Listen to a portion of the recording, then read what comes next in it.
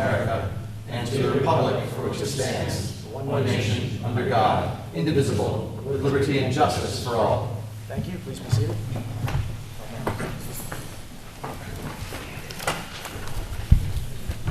Councilmember Bardini. Here. Councilmember Totino. Present. Councilmember Foreman. Here. Councilmember Rye. Here. Supervisor Albro. Here. Just have two additions to the agenda. One to amend it to add a controller candidate, and one to take a resignation of a police officer. I'll present that as a motion. Can I have a second? John, all in favor? Aye. Next up is acceptance of minutes. Town Board, regular meeting, July 2nd, 2025, 7 p.m. Present that as a motion. Can I have a second? Second. All in favor? Aye. Next up is introduction of new employees. Anybody that's a new employee, put your hand up, please. Okay, 1 second. Please stay. Young lady, you come first in the back. Just tell us who you are, what are you going to work for, and why you're in the town of Fishkill. Bring it down. Good evening. My name is Juliana De La Rosa, and I'm going to work for the Fishkill Rec as a counselor in the after-school program. So I applied for the program because I'm hoping to become a teacher one day. So this is going to give me the experience that I need. And with this job, I hope to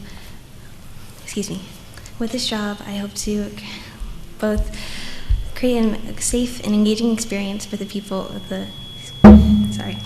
with the children involved, and to meet new people. And yeah, thank you. You're welcome. Welcome aboard. Yeah.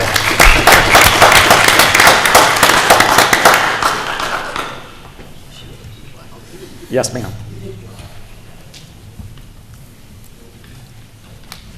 Good evening, everyone. My name is Maureen McLennan, and I applied for the comptroller position for Fishkill.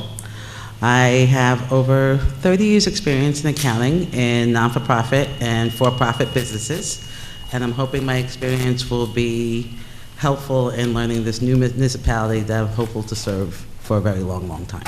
Okay. Any board members have any questions? Councilwoman Bardini? We spoke outside, wanted to welcome you. Thank you. Very impressed with your background and look forward to working with you. Same here. Thanks for coming. Greg? We had a chance to greet each other a little while ago. I'm looking forward to working with you. I've heard very good things, and consider us all a resource as you get started and settled in. Yes, thank you, I will. John? We had the opportunity to interview several candidates, and I'm very happy that you were the one that was selected, and we are looking forward to working with you. Thank you, so am I. Brian? Basically, I mirror that as well. We're feeling confident about a person, as I was just telling you a minute ago, and I was glad I was in the interview. You exude confidence as well as your skill set, and we're really going to rely on you, and I know you're going to come through, so I'm very, very happy you accepted. Thank you. I'm happy to be here. Okay. Welcome. Thank You you. don't have to wait till the end. You can go home now. Okay. All Have a right? good night, everyone. You too. You guys Good can go. night.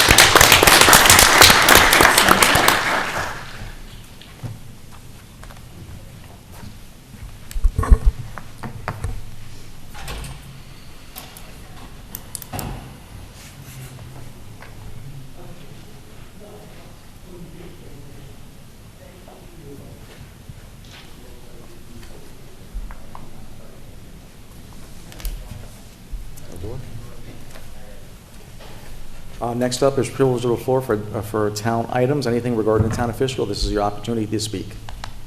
Ms. Anderson?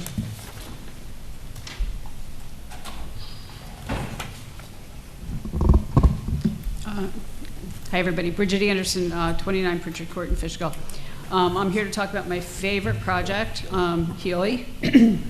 We have some concerns about the project as they affect the community and just the compliance, again, with the planning board. I've been trying since April to have issues addressed with some sidewalks that were poured as part of this project. We're having a tremendous issue with spalling on a section of the concrete. I don't know if any of you have seen the pictures. I brought one, but I've never seen concrete do this. I don't know if there was an issue with the concrete itself.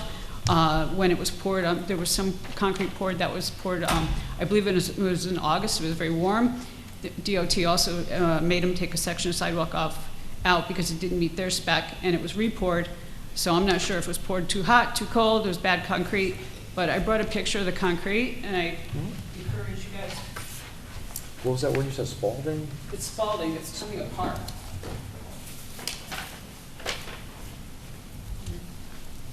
I've been sending emails since April on this to the building department, to Mr. Petrus.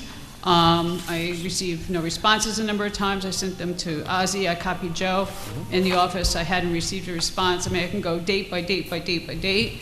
In the end, this concrete walk is going to come apart. And it's going to be the responsibility of our community to pay to have it replaced. I even reached out to DOT finally in frustration, and they said their highway permit was closed out. This project's not done, and this is not acceptable. And it shouldn't be allowed. I mean, I can give you all copies of all the emails that I sent. It's very frustrating when I send an email and I get crickets. I sent them a couple times a month, excuse me. And in fact, finally, Ozzy weighed in, and then I sent it. I heard something back. Joel did go down with Matt from Healy and the engineer, John Biedendorf. I think I said his name right. And they decided it was the salt from 52. New York State DOT has a very tight spec to make sure that this does not happen. And should that spec have been followed, this wouldn't have happened. So I don't know if the concrete was sealed or it wasn't sealed and they're saying it is, but clearly there's an issue, and this should not be the community's problem. This concrete from April had not been down a year, and it's already coming apart. And it needs to be addressed. It's not fair to the community. The other piece of the emails that I've been sending is about the, excuse me, the plantings that were required by the planning board in their final approval of the project. None of them, I want to say none of them, most of them were not done along 52. I brought this up over and over and over again, and nothing has been done. I sent Joel a copy of the site plan approval from the planning board, and in fact, on July 8th, Mr. Cantor, who's the planning board chair, weighed in and confirmed what I said, which is they have not met the requirements, and his recommendation was to that they should not get a certificate of final completion for the project or have their bonds released until it's done. And again, nothing's been planted, and I don't know that anything will be planted given the history on this project. So I will provide you the same drawing that everyone has, which is what they were supposed to plant. Thank you. I mean, I can't even tell you, you guys know how many times I've been here about this project. It has been frustrating. They do something incorrectly, and they get their hands slapped, and it's never corrected. It's been going on since the beginning. They built a beautiful building. They have to meet the requirements that were set out for them when that building was approved, and it has not been. And the sidewalks is a concern, because that, in the end, we take a lot of pride in our community. We spend a lot of money maintaining our community, and to be left with this is just not acceptable. And to be told, well, New York State closed out the project, I can foil all the things that I want to foil.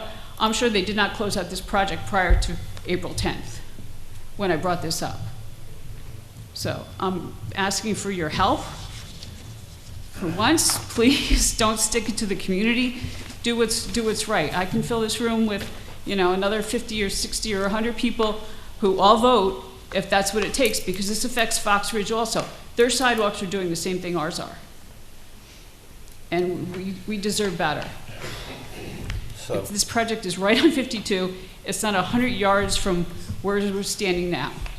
And to have these kind of issues when a project is right here, right in everybody's face, is just not, it's not okay.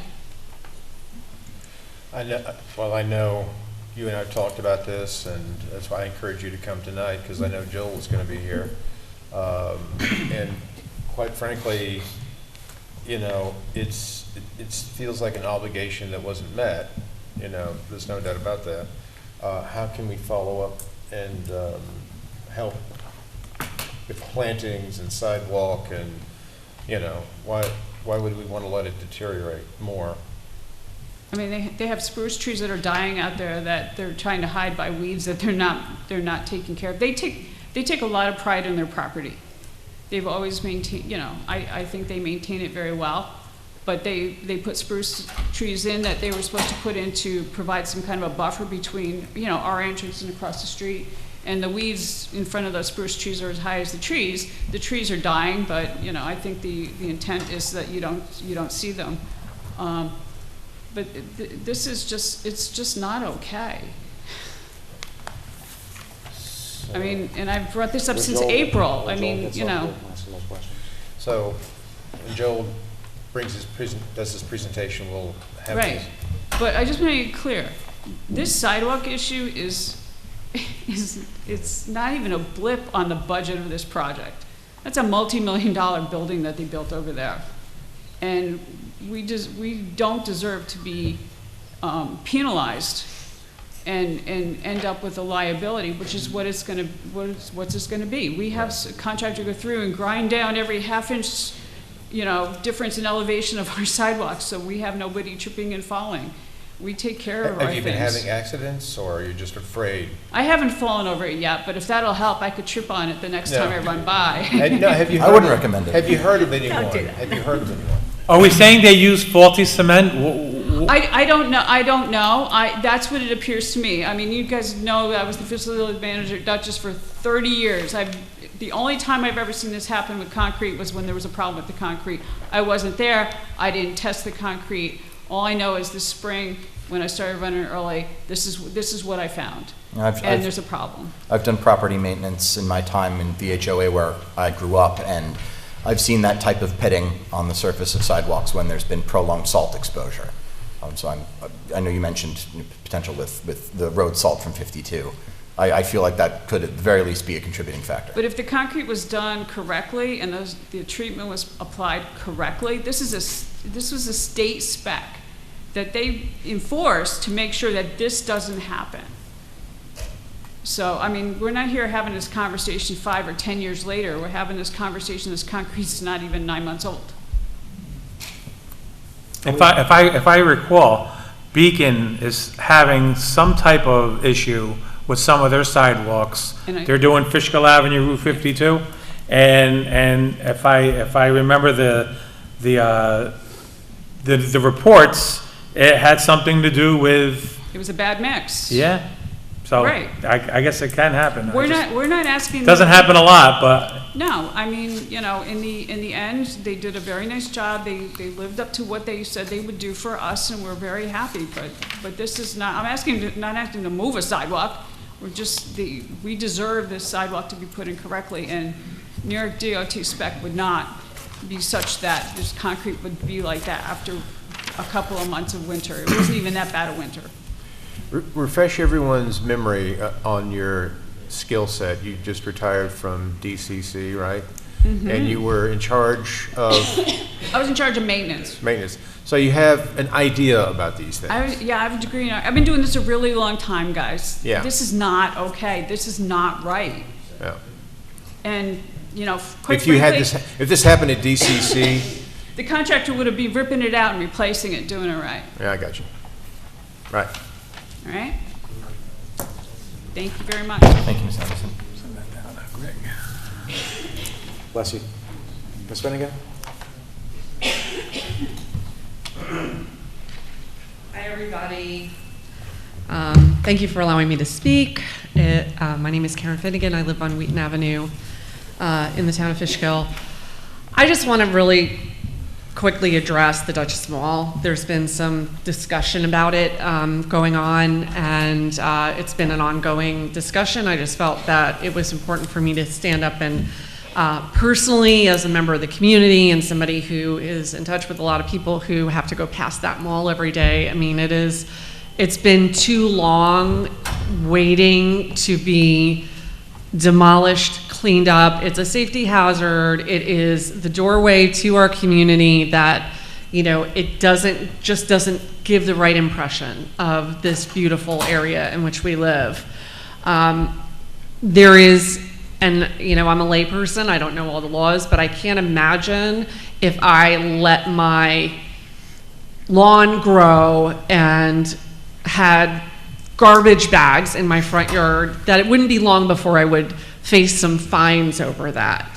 So I think my first, because I know there's been extensions given at the request of the developer, so just out of curiosity, are they being fined? No. Is there a plan? Okay, why not? I have the building inspector here. When he comes up, I'll ask him that question.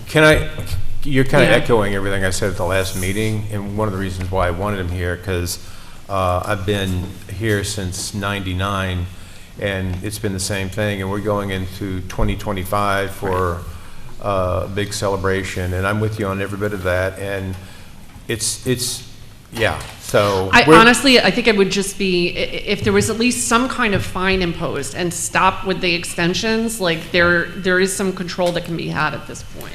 Well, stay tuned, we're gonna Okay. find out tonight. Great, awesome. Thank you, Ms. Vanessa.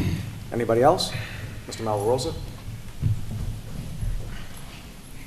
Bob Margarosa, Fishkill.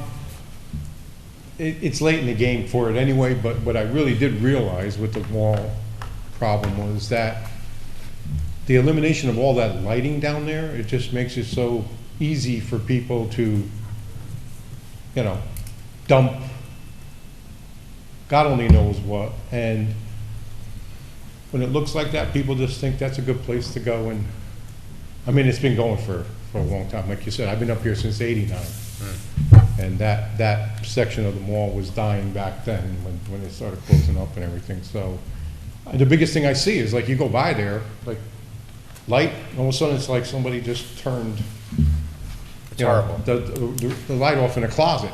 Yeah. So, that's so easy for anybody, you turn your lights off, you go back there with a pickup truck and you're done. There's a lot of things dumped back there. Yeah. I think they even had a body back there one time. I know that they're still trying to do stuff, they got an extension or whatever and stuff, but It's not our fault. yeah, no, I know. All right. Mr. Cantor?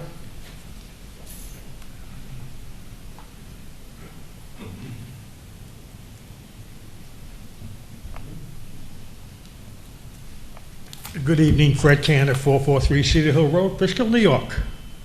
I'm here on behalf of Jackie, who's going to be bringing up about the well testing that we do in Fishkill. I've been a real estate broker here for 50 years, all right? I do believe in safe water, but the bill that the town of Fishkill passed was a knee-jerk reaction to what happened in East Fishkill. And the three towns of East Fishkill, Wappingers, and Fishkill passed a bill that was to protect the well and the aquifer. But we are the only communities in the Hudson Valley who have this massive test that has to be done before a house can transfer from one owner to another. All right? The current cost is somewhere right now between $650 to have this test done. We cannot get a building permit or a CO without it having been done. And everybody else also tests their water, and it only costs them $250.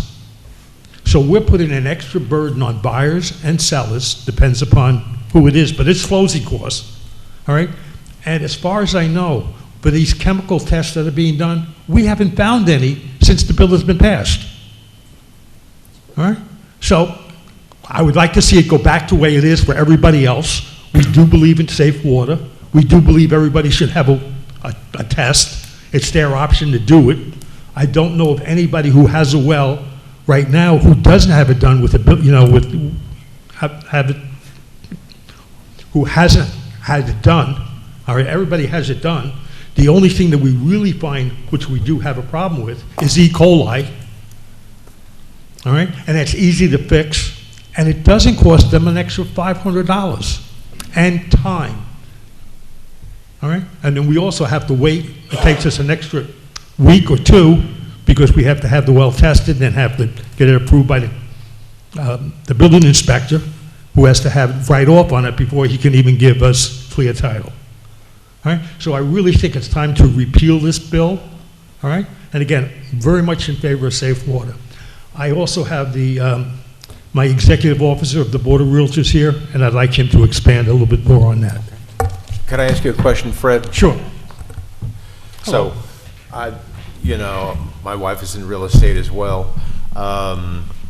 And, I personally, I want to err on the side of safety for people. But I didn't realize that there's such a major differential in pricing. You say we're 600, 650, other towns are 250. Why is that? Because they don't have to test for all of these chemicals that we don't have. We require an additional We test. require a huge layer. I have all the different ones that have to do it. It's like an extra 100 tests that have to be done. The labs have to do it, so they're going to charge for that test, but it's not needed. I got to go back. East Fishkill had a problem. We all admit it. Superfund All right? sites. They had the Superfund. They had all of that. We don't have that. I mean, our Superfunds are, different, but we didn't have that. And again, it was a knee-jerk reaction. Is there a lot of complaints out there for this? Excuse me? For this testing, are people buying and selling? Are they? It's required. I understand that, but why all of a sudden do you want it repealed? Why did Jackie? That'll be a part of our discussion. But why all of a sudden is this an issue? Sounds like it's been in place since 1970 something. Yeah, 1907. It hasn't? 07, I think, is when you did your bill. 07, that's what I meant. Now, quite honestly, when we brought it up before, all right, and I've talked to people, I've talked to East Fishkill, he says, Fred, we still have problems, all right? And maybe he does, because that's where the problem was. We don't have it here. We've not had it in any of the tests that have been done, all right? All the tests that are done has to go to the Board of Health. Have you guys heard of the problem? No. So why are we paying an extra $500 for closing costs, which are the highest, in the area, all right, for something that doesn't need it? Let me tell you, all of your community water is testing for this stuff right now, and we're using the same aquifer.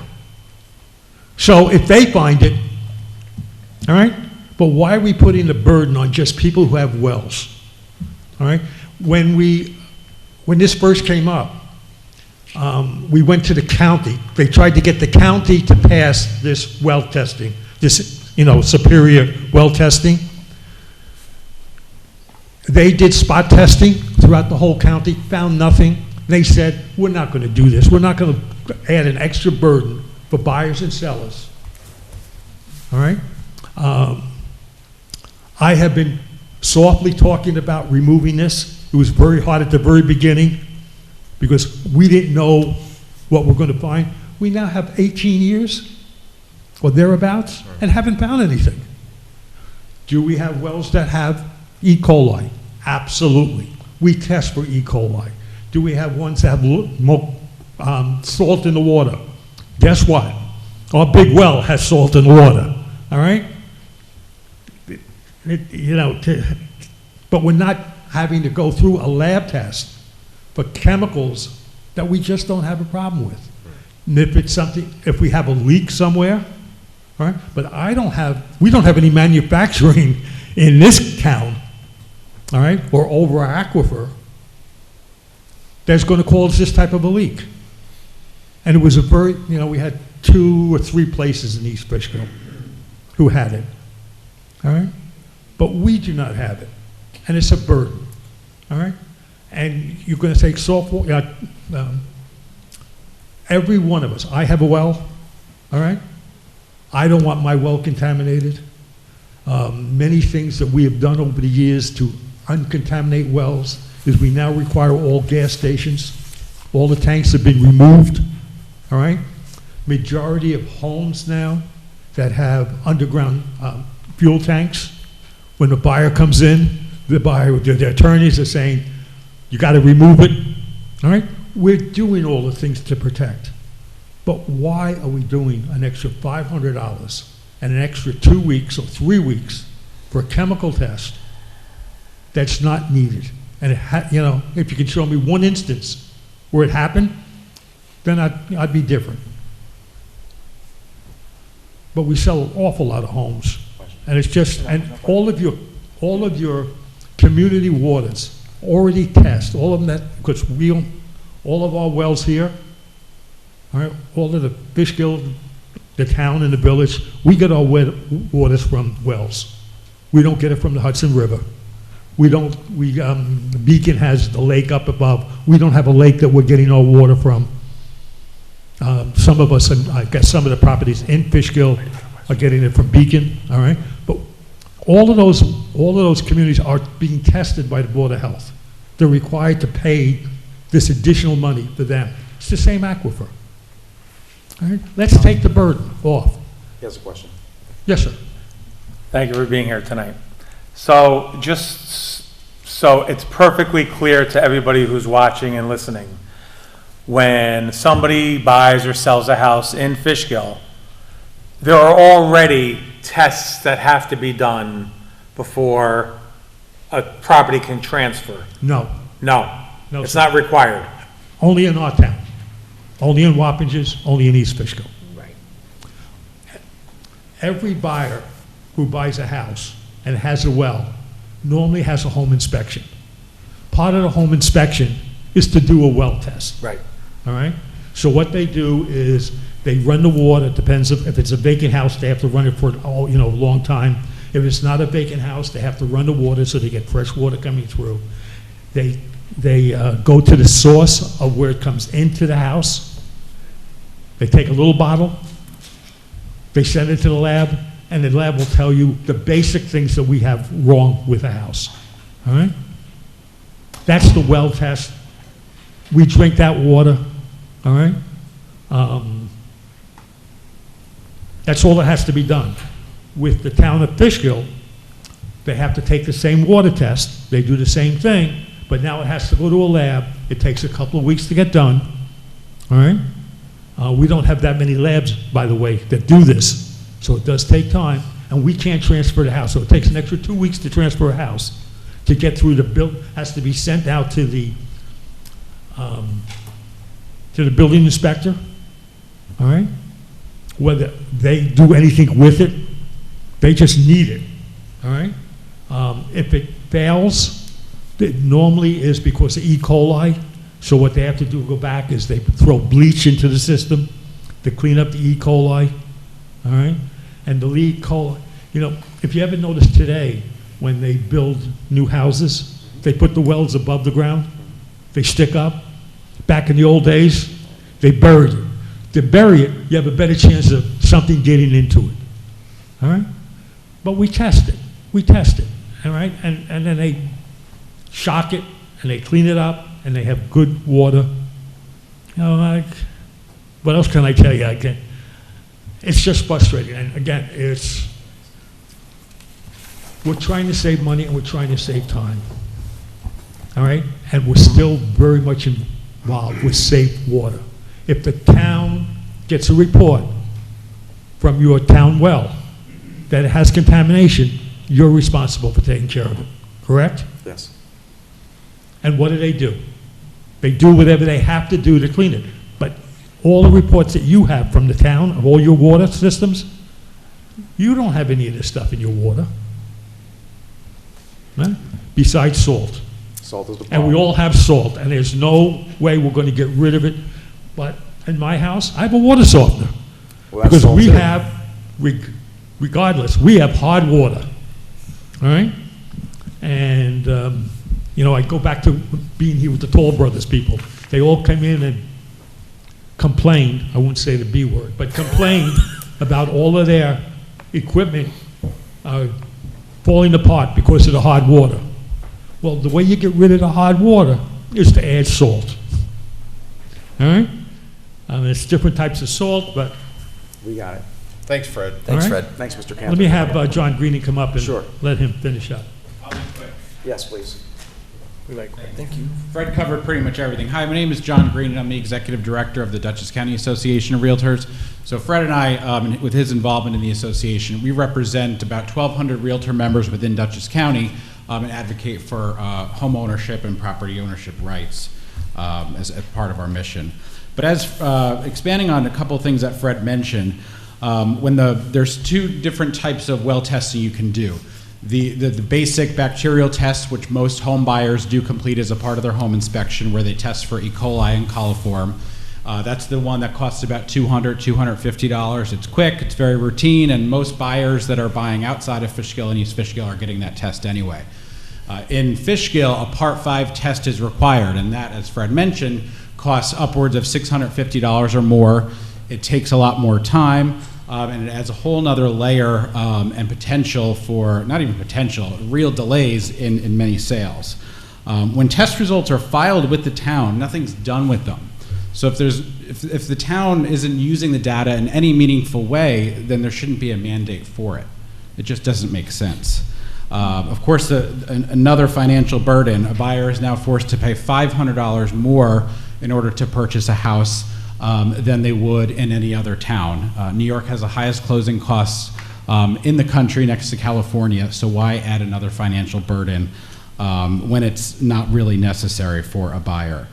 It also strips consumers of choice. Any consumer can choose to do the basic bacterial test, which most do, but any consumer could also opt and say, hey, I'm really, really concerned and I want to have that Part 5 water test done. So they'll always have that option, and they should have that option to either spend the $200 or the $650. This law really, it kind of misses the mark where you're only testing at time of sale as well. So somebody could be in their house for 30 or 40 years, and if there's a problem with their water, they don't know about it until they move out. So I think as a whole, the county should do a better job at educating not only home buyers, but home owners on the importance of regular well testing. And a huge problem that happens is, as Fred mentioned, it delays the sale process itself, or it could end or ruin a sale. When a buyer buys a house, their attorney orders a title and a municipal report. The municipal report cannot be released until the well test results are back and in the building inspector's hands. And that sounds simple. You know, if everything goes well, the building inspector gets it and the municipal report is released. However, it's not that simple. A lot of times there are issues with the towns receiving the well test results from the lab. Things are lost, and there has to be a very specific chain of custody that's upheld where the lab results can only be delivered from the lab directly to the town. And there are issues with that very commonly, so municipal reports are not able to be shared. And it's very common that in a municipal report, there are issues that have to be addressed. So not only are you holding up the municipal report by 1, 2, possibly 3 weeks, after that municipal report is received, there are usually issues that have to be addressed, and that now takes another couple of days or weeks. So it really just adds a whole unnecessary burden and layer to a transaction and has the potential, or does, derail deals. And as we all know, real estate drives the economic train everywhere. I'm sorry, give me your name again. John Greenan, Dutchess County Association of Realtors. Right, John, thank you. What do you hear? I mean, obviously, East Fishkill is the big culprit here. What do you hear from these water reports in East Fishkill to this day, and Wappinger? What do you hear there? Are you anecdotally? I'm not looking for scientific. Sure. You know, similar issues. Data's being collected and nothing's being done with it.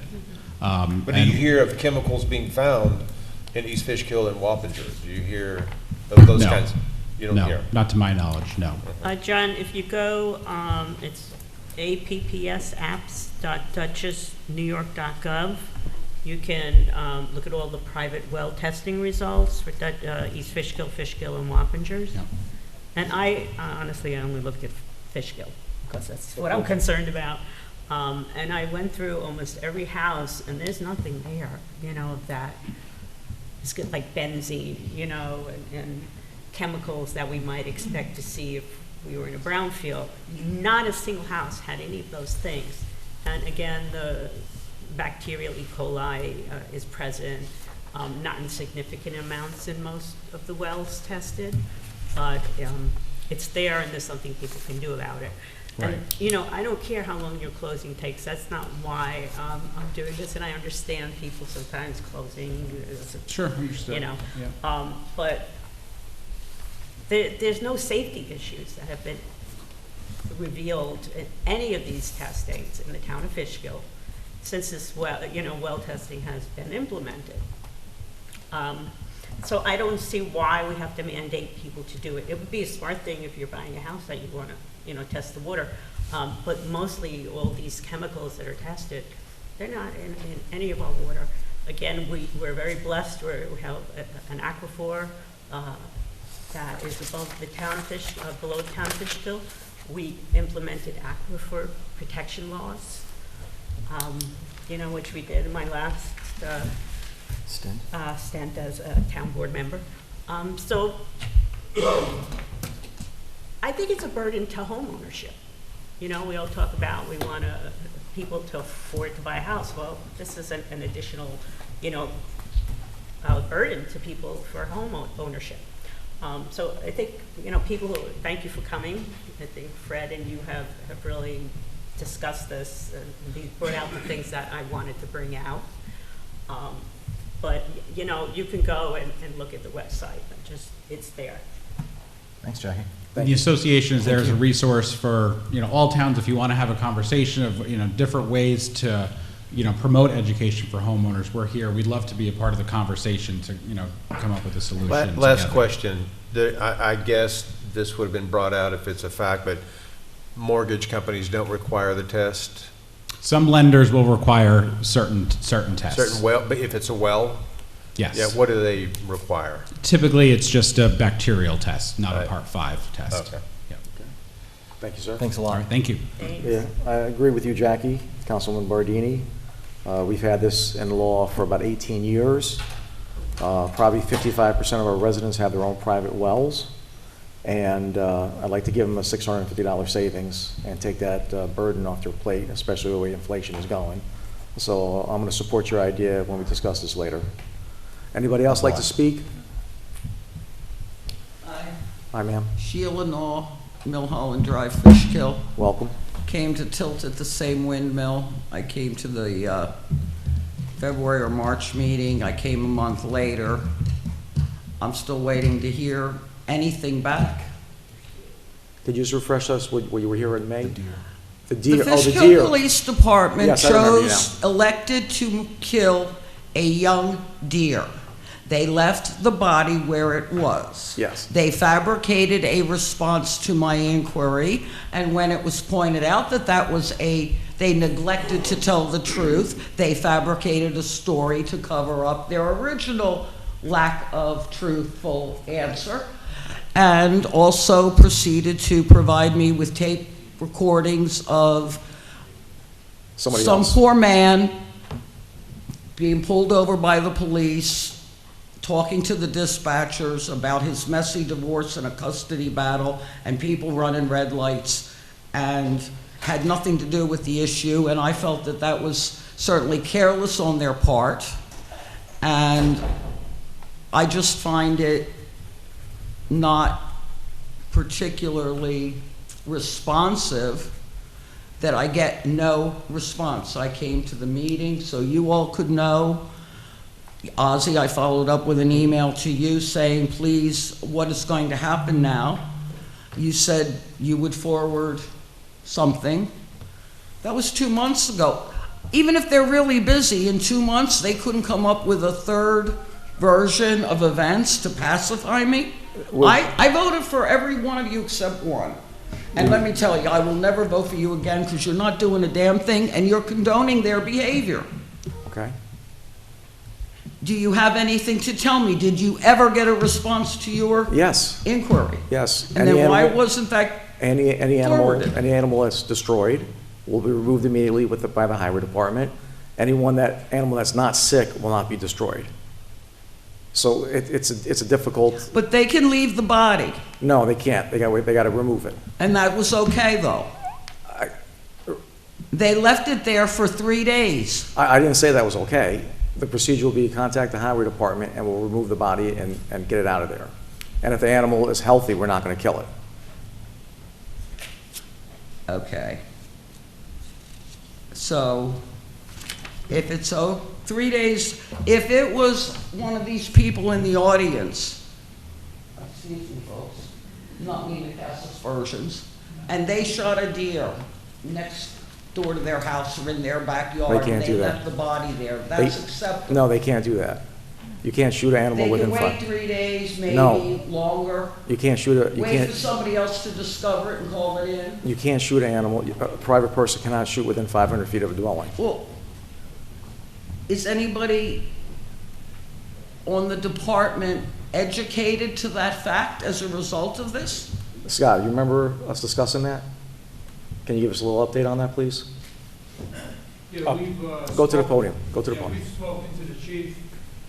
He's addressed that with the supervisor. Closer to the lady. I'm sorry, I don't know who you are. No, I'm Scott Pierce. I'm a police commissioner. I've spoken to the chief in reference to this lady's concerns. He's addressed the members of the department. There apparently was some lack of communication between the highway department getting out there and getting this animal after it was deceased. It appeared the animal was struck by a vehicle, had broken legs, front and back, from what I was told. Okay. So we don't think it could And happen in the the, future? Do you know- The communication lines are, Yes, absolutely. Would you know anything about the giving me someone else's dispatch tapes? Isn't that like a privacy thing? It's subject to FOIL anyway, so anything that's on a tape line, anybody can get that. So that's not illegal. So if you call the police, I mean, that doesn't make me feel good to know if I call up somebody in a week, a month later, is gonna hear my conversation. the odds of that are very slim, but in general, anything that's taped by the police, a video, audio, a body camera, you can get access to it. So it's not a unusual thing to do that. Okay. Anything else, ma'am? No, you've definitely answered my questions and concerns. Thank you very much. Thank you very much for coming. Anybody else like to speak? America 250?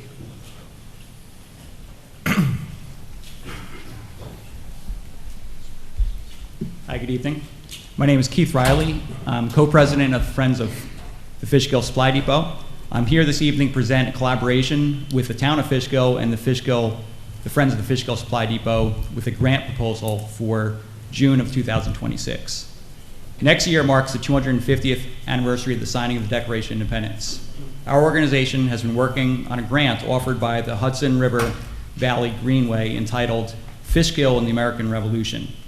It would include a trolley tour of the various historic sites in Fishkill, New York. The National Park Service has identified 22 separate revolutionary sites located in colonial Fishkill. The town historian Rob Bucari would narrate the driving tour of the historic sites for the purpose of educating residents of Fishkill about its important role in the American Revolution on a weekend to be determined in June of 2026 as a lead up to the signing of the Declaration in July.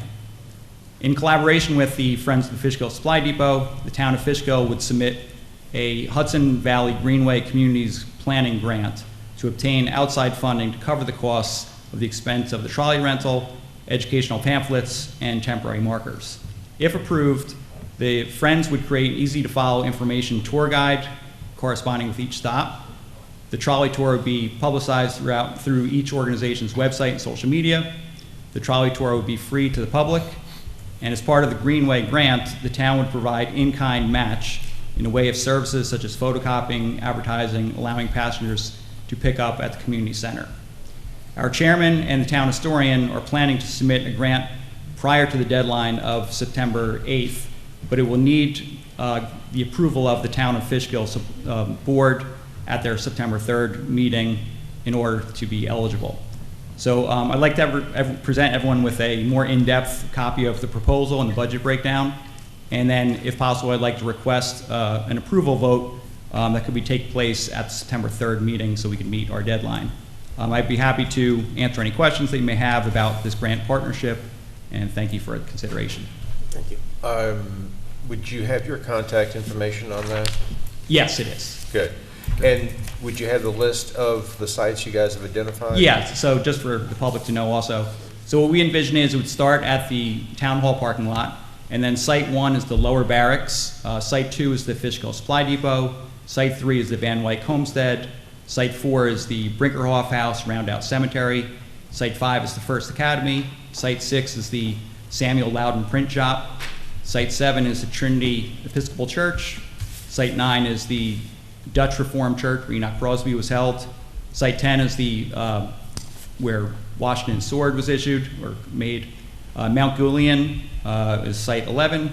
Site 12 is the Fishkill Landing. Site 13 is Madame Brett, and Site 14 would be the Kip House. So it's colonial Fishkill, so that would encompass parts of Beacon as well. Where have you identified, just a real quick, I'm not going to get bogged down here, but I'm very curious about this. Where did you identify where the sword was made? That's a major topic here. Yeah. You know, I don't know the full details. You have to talk to the town historian about that. I mean, might you have more a information. spot? I believe they have the area where they believe the blacksmith shop is Well, located. the area I understand better is being reasonable. Yeah. At turning down to Gearing Park, possibly, is that kind of the area you're talking about? I would assume that would be the area. Yeah, okay. Where the historic marker is located right now. Okay. Yeah. I love that list. I would just advocate that if we could maybe add the Daniel Limham statue to Say that again? tour. If we could maybe add the Daniel Limham statue. Yeah, that would make sense too. To that tour, that would Yeah. that would be a great spot. Yeah, so obviously, we're in the planning stages, and Mm-hmm. we need your cooperation, and we would need a vote at the next meeting. I'd love to take a look at what you have. Yeah, definitely. And certainly we look forward to it. It's a big 250th coming up, and this is another way to collaborate in an educational way for organizations in the town to come together and support each other's mission of education. So if it's okay, I'd like to give everyone a... Absolutely. Is this the list, Ozzy? His tour, is it your passport Similar. list? Similar. So I could cheat and just get a tour. You want our own thing. Thank you. This is actually a cool idea. Yeah. Thank you.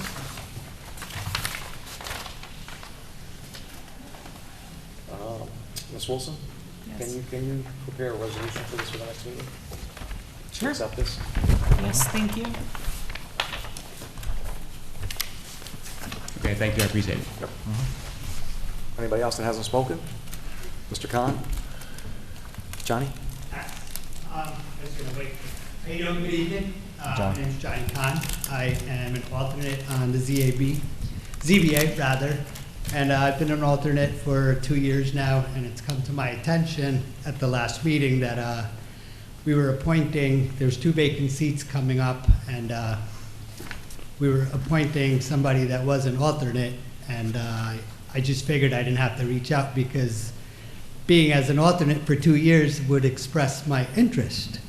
I, at that point, found out after watching the last meeting that I wasn't, my name wasn't brought up, we were appointing others, and then I contacted the board collectively, and not one response expressing my interest 2 weeks ago.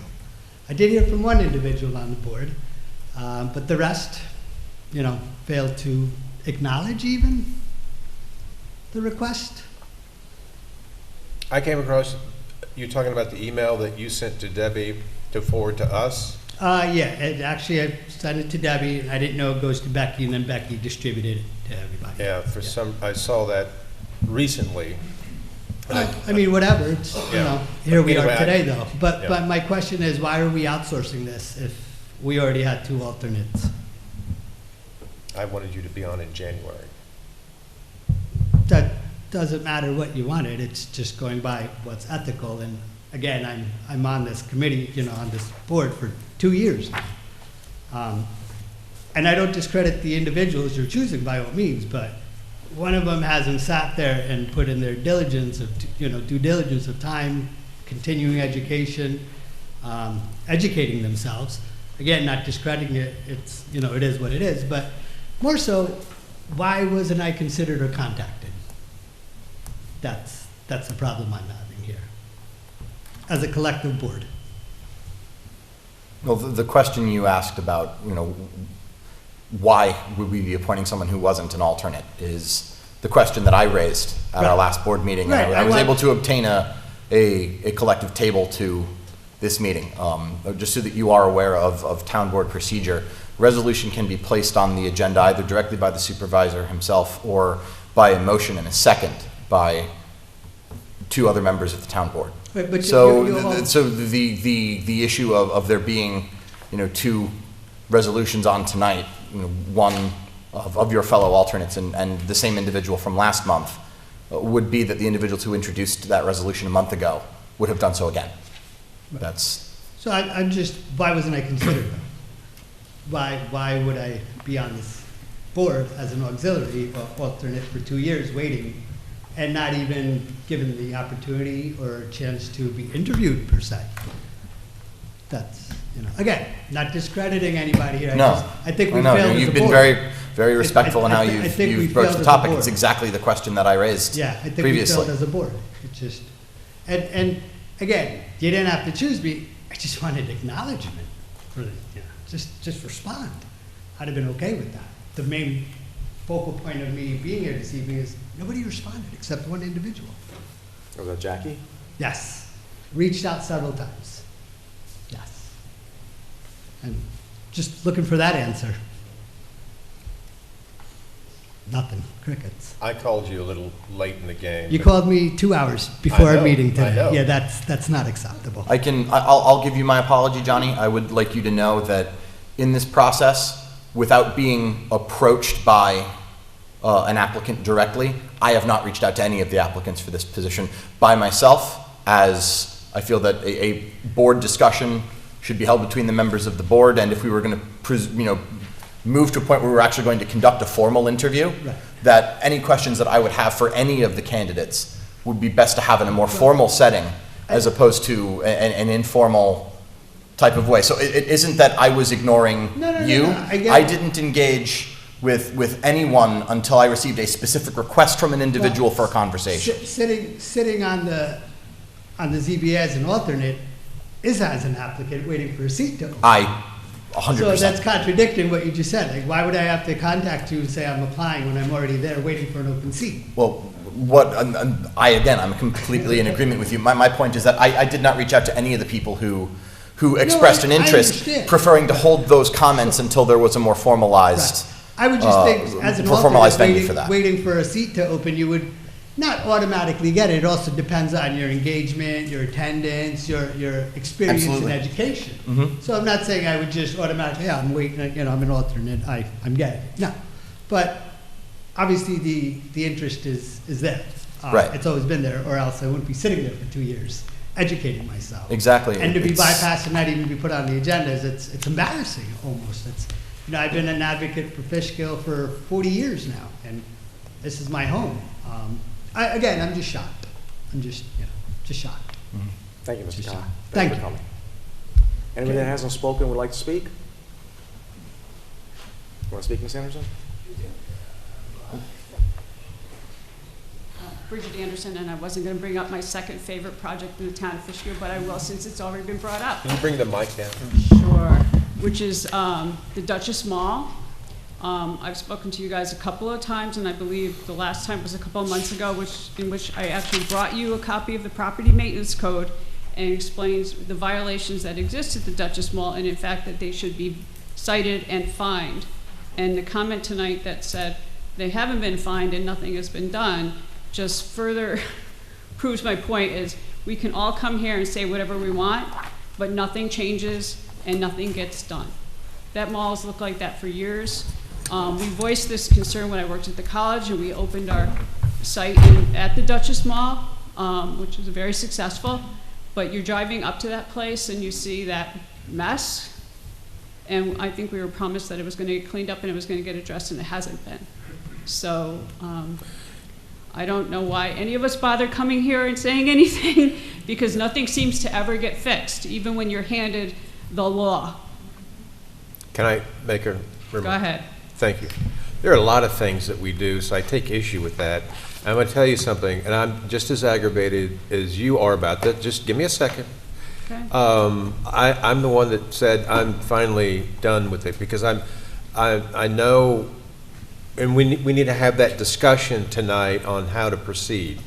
We were promised that there's a brand-new building that was going to be going in, and all the problems were solved, but that thing fell apart. And so my issue is, okay, it falling apart is not the citizens of Fishkill's problem, you know. The issue is how it looks, and we're going into our 250th with the celebrations that we want to do, and it's time. So that's why I intend, and we intend to have that discussion tonight, begin that process of how we take care of that. But the 250th anniversary has nothing to do with this. A new building going in there has nothing to do with this. That's a health and safety violation. It's a property maintenance code violation, which is New York state law. If there was ever a fire in there or anything else, you're risking our emergency response people's lives with allowing that to be the way that it is. And I know you all work hard, and I know you do things, but I don't know that I've ever been here and that anything I wanted has ever been addressed. And I give you documentation, I give you pictures, I give you the code, I inform you in every way I can, and I walk out the door, and it's like, well, she's done, she'll be back in a couple months and continue to complain about it. And it's very frustrating. I feel horrible for this gentleman who wanted to be on ZBA. Those are brutal meetings. I was on the planning board. Those are brutal meetings to sit through. And to sit through them and be an alternate and then not be considered for a position is just not okay. I was on the planning board. I put in an application to be reappointed to the planning board and found out I was not being reappointed when I read the resolution that someone else was going to be. And I, again, as you did, no one had the decency to call me up and say, thank you for your service. We appreciate that you sat here till midnight, many, many nights, but we're moving on with another choice. And that's not okay. This board and our town supervisor needs to start being respectful for the community and the residents here that take their time and come here and speak their minds, whether it's about a water test or it's a deer that was left on the side of the road or a volunteer position that they've been doing, or a health and safety violation where somebody could be hurt, or just concrete that's crumbling. You guys need to step up and do the right thing. And it's not all about historical markers and photo ops, because that's what it feels like when I see the stuff on Facebook. It's like everybody having their picture taken at every event. You know what? I think the people in the town of Fishkill would be much happier not to sit in traffic for 20 minutes. Amen. They solved that problem in Wappingers, because I used to sit in traffic in Wappingers. And they just coordinated the lights, and you know what? I didn't sit in traffic anymore. And it took a long time to figure it out, but they figured it out. Nobody that's sitting in that traffic feels like they're figuring it out. They post something on Facebook, somebody calls DOT, and it's okay until they have the next blip in the power surge or whatever the reason is. But then we're all sitting in traffic again. But that's not a photo op. And I'm tired of photo ops. I want things to get fixed. Thank you. Thank you. Anybody else? Mr. Archer? Michael Archer, good evening. Good evening. Supervisor, we know each other for about 30 years. Yes. 30 years ago, you were a police officer. Yes. As a police officer, did you ever arrest a dead person? No. It would be a legal impossibility, isn't that correct? Yes. Okay. Councilwoman Bardini, we know each other for a little while too, right? Yes, sir. And Dr. Bardini, in addition to being a pharmacist at the highest level, you're an attorney admitted to practice in the state of New York, isn't that correct? That's correct. As an attorney, you know what an LLC is? I do. And an LLC is sort of like a corporation, but it's not, right? Bring the It's mic a type up, of Mike. corporation. Well, it has members, not stockholders. Exactly. Yes. And the members act in the place of officers, the typical structure, president, vice president, right? This is true. Okay. Yeah. And an LLC, in order to function, has some requirements, right? Yes, they have to And it has to apply be- the state. I'm sorry for interrupting. They have to apply to the state to become a corporation, you know, file documents annually, you know, just like a And in most states, they file an annual report, they pay an annual fee, and pay taxes. they pay taxes. And an LLC can be dissolved in any number of ways, right? The members can say, enough is enough, we're done. Or the state can say you didn't follow the rules and they're administratively dissolved. Isn't that correct? That's They Okay. also have to have permission from,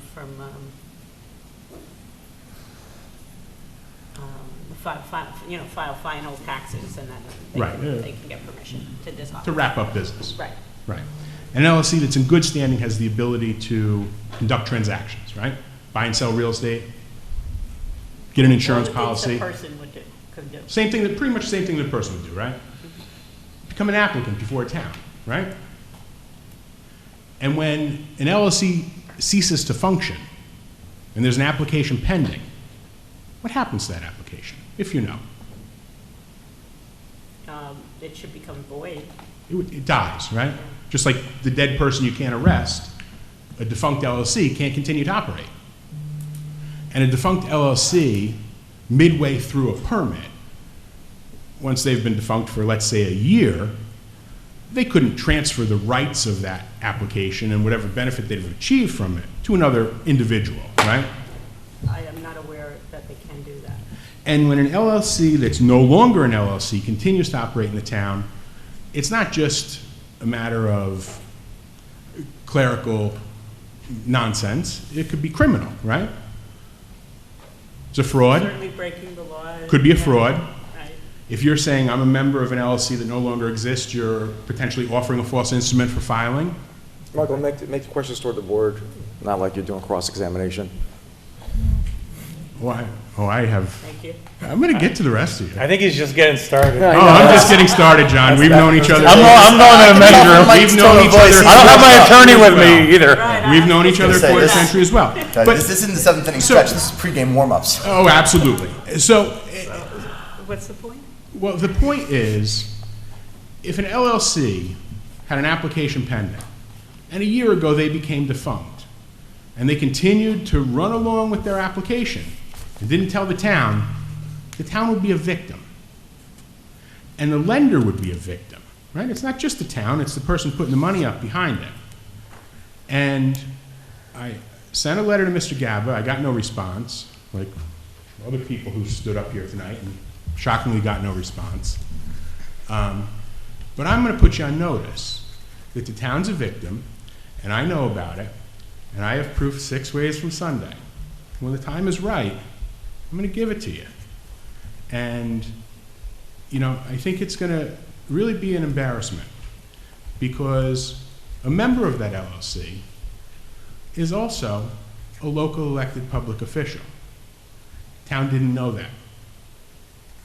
So the only other thing I want to say tonight is I have tormented our clerk over the years for dozens of foils, and I've never once been given the wrong thing. So the woman who stood up here before crying about receiving something, I don't think that's anything more than a clerical error.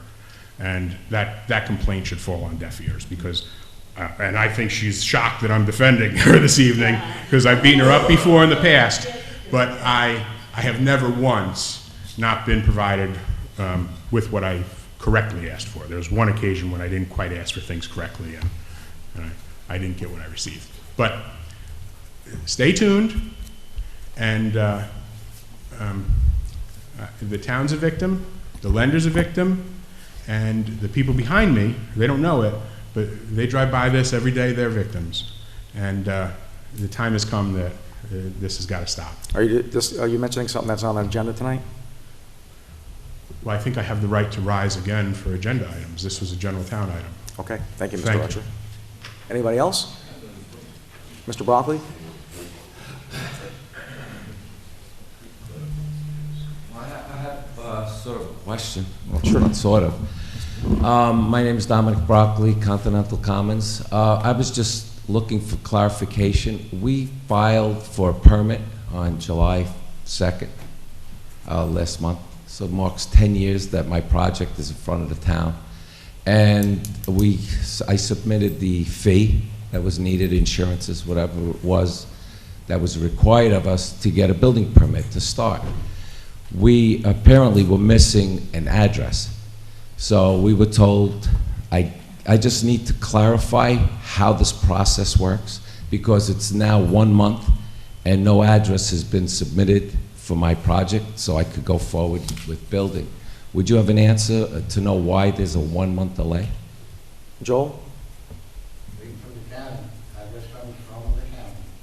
Comes from where? The county. So it's Dutchess. So that's what you're referring to, a 911 Yes, address? yes. So Dutchess County issues that?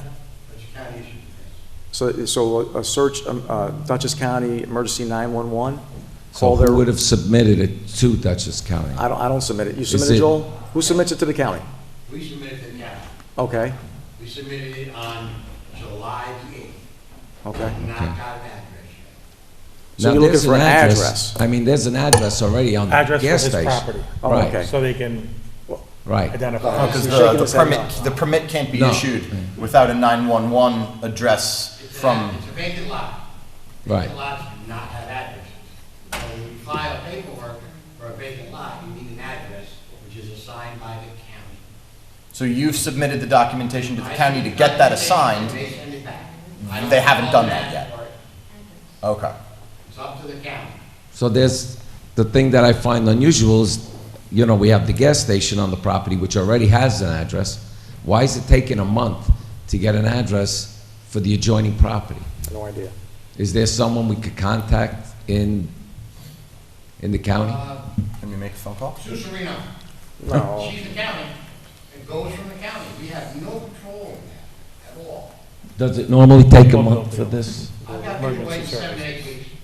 He'll give me direction. Give you direction? Yeah. We're gonna contact Bill Beal, who's in charge of the emergencies things, and Councilman Foreman will get back to you. He'll at least, he might not be the person, but he'll give me know the who the person directions. All right, I appreciate that. Thanks. We resubmitted again today. Say that again?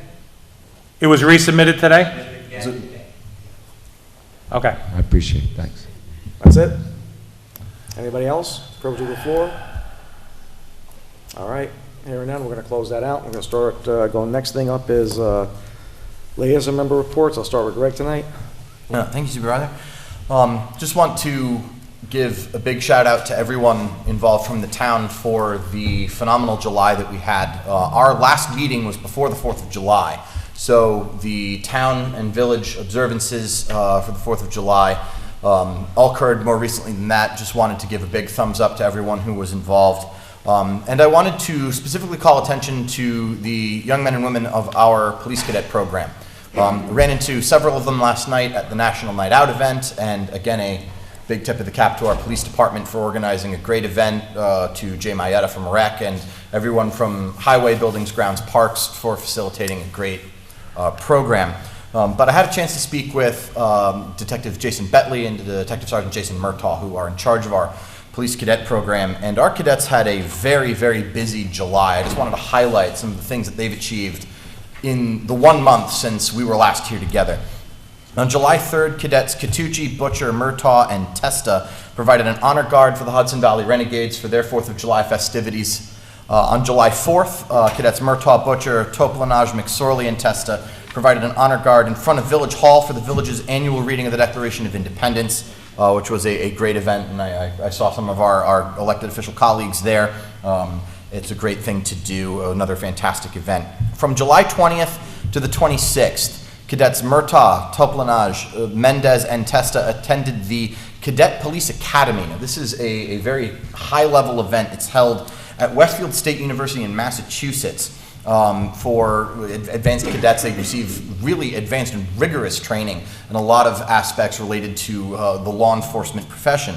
And it's a boot camp style academy, and all 4 of those cadets were put through the ringer of these training exercises, and they all graduated that police cadet academy, so applause to them. And then just this past weekend, August 3rd, cadets Santiago, Connor McSorley, Nick McSorley, Toplanage, Mendez, Murtaugh, Testa, and Julius participated in the 2025 Tri-County Cadet Challenge. That's organized by our Dutchess County Sheriff's Office. It is referred to colloquially as the Sheriff Anderson Cup at Bowden Park, and our cadet corps came in 2nd place in that competition. So they are making the residents of the town proud, and I just wanted to give them a great shout out, as well as Detective Betley and Detective Sergeant Murtaugh for their fantastic work leading this great group of young men and women. If you are between the ages of 15 to 21 is the maximum age, you can learn more about joining our police cadet program on our police department website. That's fishkillpd.org. there is a page with a form for those interested in joining on the Community Outreach tab. Before I move on, at the National Night Out last night, I had a chance to speak with some of our friendly agents from the FBI. The FBI came and had a sort of interactive booth. They talked about all sorts of different career paths, and one of the ways that interested individuals, similar to our police cadet program, can get involved is through the FBI Explorer program. Similarly, for young men and women between the ages of 15 and 21, there is a local Hudson Valley agency post number 4837, and it's a similar program to our police cadets. You learn about how the FBI functions and receive training in a lot of the background elements of a career in law enforcement with the FBI. I was told by them that it's a really great way to sort of fast track a potential career in law enforcement for young men and women who might be looking at that as a career avenue. If you are interested, the email address to get more information about that program is hvraexplorers4837@fbi.gov. So just wanted to highlight those great programs here in Fishkill and through the FBI for our young people who might be interested in a law enforcement career. With that, turn it over next. Councilwoman Bardini? I just want to thank Fred Cantor for talking with me about the wells and water testing. It really gave me a lot of insight into why I think the law should be repealed. Thank you for that. And speaking of volunteerism, not just police work, but also volunteer firefighters. I just want to bring that up because we are a town that runs totally on volunteer firefighters, and if young people out there are looking to volunteer to do something, we would love for you to do that. So just be aware that there are other options for you to serve as a volunteer in the town. Councilman Foreman? Okay. Been a busy month. I was asked to contact our labor attorney, Julie Shaw, regarding a couple of town items, which I successfully did. I had a meeting with our police commissioner, Mr. Bierce, and we went over a few things. We have some more other things to go over. Stopped by ShopRite on Sunday, July 13th for an event regarding the Fishkill Food Pantry. On July 17th, I attended a Honor a Veteran ceremony at the KSC in East Fishkill. It's for deceased veterans, and they used to have these ceremonies in Poughkeepsie. They're now having them in the town where the veteran lived. And it was my first one, and it was a really nice event. Saturday the 26th of July, I attended the Junior Fire Academy Summer Camp graduation at Slater Chemical Firehouse. We had National Night Out last night, and I want to thank everybody for attending. I sat in on 2 days of interviews for our open position for Fishkill Town Controller, and I had a ride with our Highway Superintendent.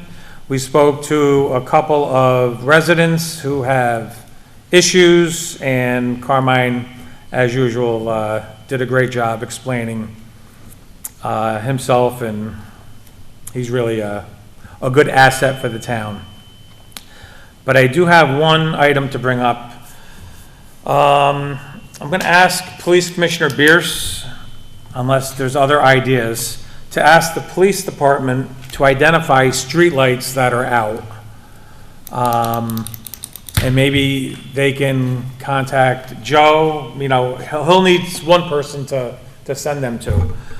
There is one out on at the intersection of 90 and Old Castle Point Road, and I really don't know. Do we contact Central Hudson? Yes, we did. Can I ask Joe to do that? Of course. Okay. So usually, when I was a police officer, we did on the midnight tours once a month. Right. We would have to do a tour and look for lights that are out. Right. And then we got it to the dispatcher, we got Okay. it to the chief, and they contacted the electric company. Yep. But that's definitely a good idea, John. Okay, that's all I have. You got that, Scott? All right. That is a good idea, John. I'd like to salute Greg Tutino for his comments on the police cadets, because they are terrific and they've done a great job. And Make us proud. I was going to make comments, but I just echo everything that you said. And you know, they're just amazing kids. And yes, I think they've got about 20, 21 kids that are involved now, and there's room for more. So as you said, you know, feel free to get involved from across the county. You don't necessarily have to be living in Fishkill. For myself, I did go to the ShopRite Food Plaza, Pantry, ShopRite Food Plaza for the food pantry event, and John was there at the same time, so I was proud to be a part of that.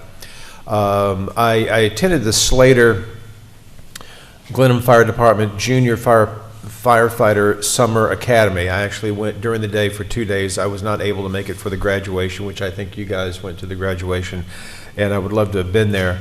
But it's very, very, very impressive. They've got like 40, 45 kids that participate, all volunteer, and the things that they teach them are just phenomenal. And the kids' remarks back is how much they enjoy. There are a lot of repeat kids coming back year after year. It's just a beautiful thing to see. You know, kids that really, really care and want to learn something that, who knows, maybe it will foster some volunteerism. I was also proud to be a part of interviewing for the new comptroller, and I'm very, very pleased with our candidate, Maureen McLennan. She's a great professional, and I know she is going to be a great asset to the town. National Night Out was a great event once again, and yes, again, the highway department did a great job. Our cadets did a great job.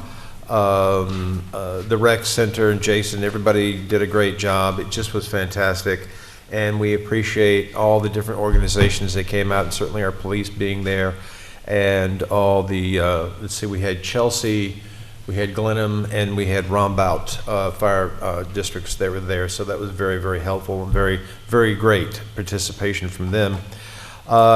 This morning, last thing, I went to Dutchess Chamber Legislative Action Committee breakfast, and our Congressman Pat Ryan was there, and I did get a report. You know, he came to the seniors lunch, how long ago was that? 2 months ago. And he, you know, I kind of put him on the spot. I said, we can't have the Social Security office in Poughkeepsie closed down, and Sue Serino and Pat Ryan worked very hard to keep that open. So it will be serving those individuals in society that need a local office, and certainly our seniors. So I congratulated them on their work to keep that office open. That's that. Okay. We helped out. We helped You sent out. a letter, right? We did. Very good, very good. I'll just make it quick. The National Night Out was very good. Just for guys, remind me next year, we need to make sure the food trucks bring their own garbage cans. I don't think the town should have supplied that. And second, I think we need to advertise it a little more, the actual trucks that are there. Yeah. I think we can get a little more populace there, but it was steady, it was packed. Yeah. The weather was nice. Lauren, who was the point person, did a great job. Great job, Lauren. And Carmine opened up our new highway department that we've been working on for years. Yeah. So we got a lot of money invested in the highway department. So we had overflow parking. We had a bus to bring people to the park and back. We had plenty of cadets, employees working to make it a very nice event for the citizens of the town of Fishkill. And it couldn't have been done without those two major people working with their team to get this done.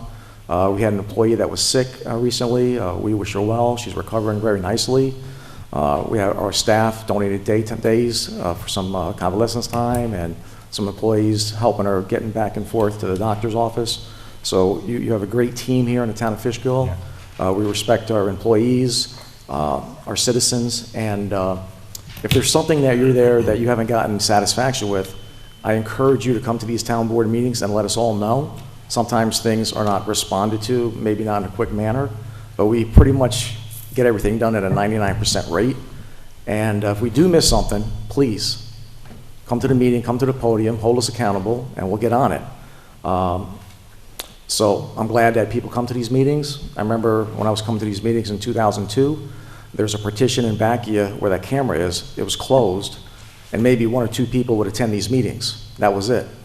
Here, you got 30 people showing up at every meeting, exercising their First Amendment rights, and keeping us accountable, and that's how it's supposed to be done.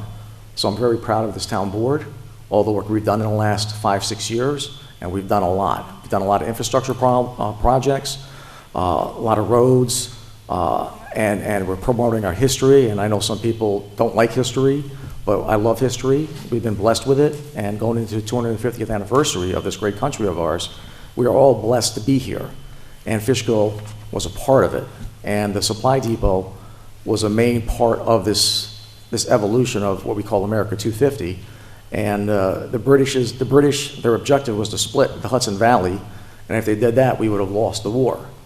And the battery that you see at the Putnam County line was small. It got developed, they took the rock out.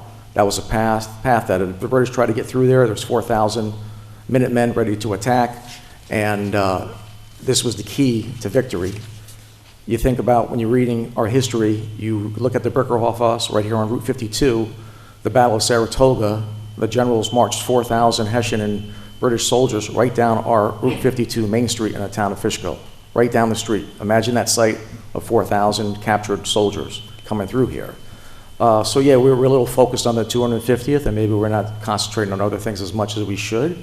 But rest assured, if anybody has any concerns or complaints or like to see something done, you have a very receptive town board.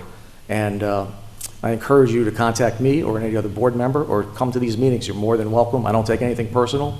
Feel free to come and speak, and it's your God-given right as an American to use your First Amendment rights.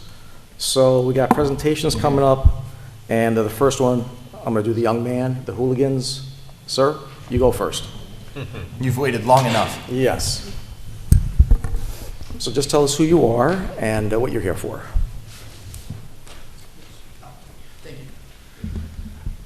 Good evening, everybody.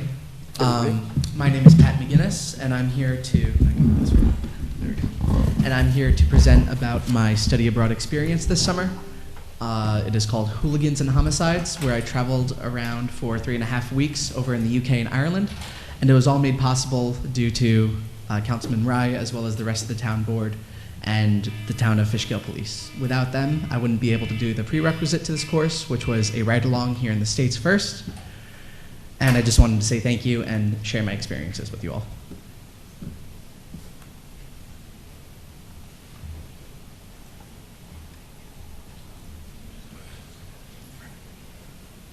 Thank you.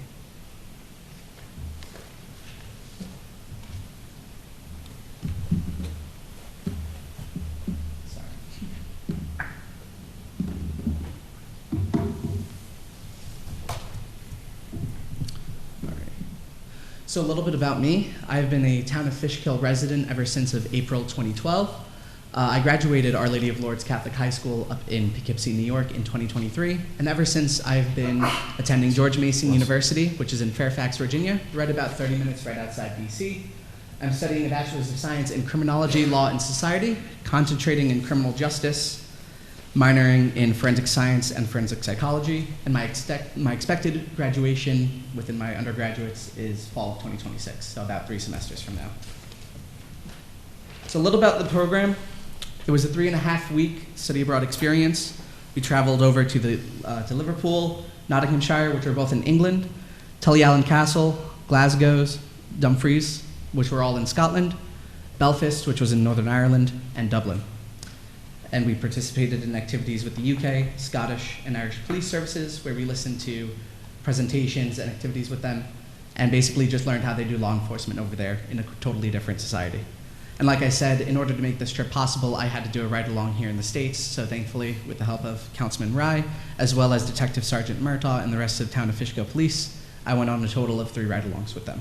That's great. So our first stop was England, and this is a little bit out of the point, but on my first day there, on my arriving day... Liverpool Parade. I'm sorry? Liverpool Parade? Liverpool Parade, that's right. So on Monday, May 26th, I traveled to Liverpool from London, where the Liverpool Football Club won their Premier League, which was a part of their soccer, football, the Premier League for the first time ever since their highly debated win back in 2019 to 2020. There's no debate about that. They won that fair and square. That's right. For all people watching at home, I'm about as big a Liverpool supporter as you can find this side of the Atlantic. There's nothing controversial about that one. Right. So this was the first time they won since 2019 and 2020.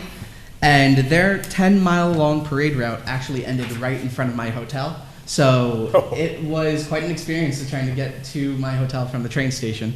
And sadly, about 10 minutes after the parade ended at 6 p.m. British Standard Time, there was a car that rammed into the group of people that were watching the parade, and about 79 people were injured, 50 were hospitalized, but it was thankfully ruled out almost immediately as not an act of terrorism.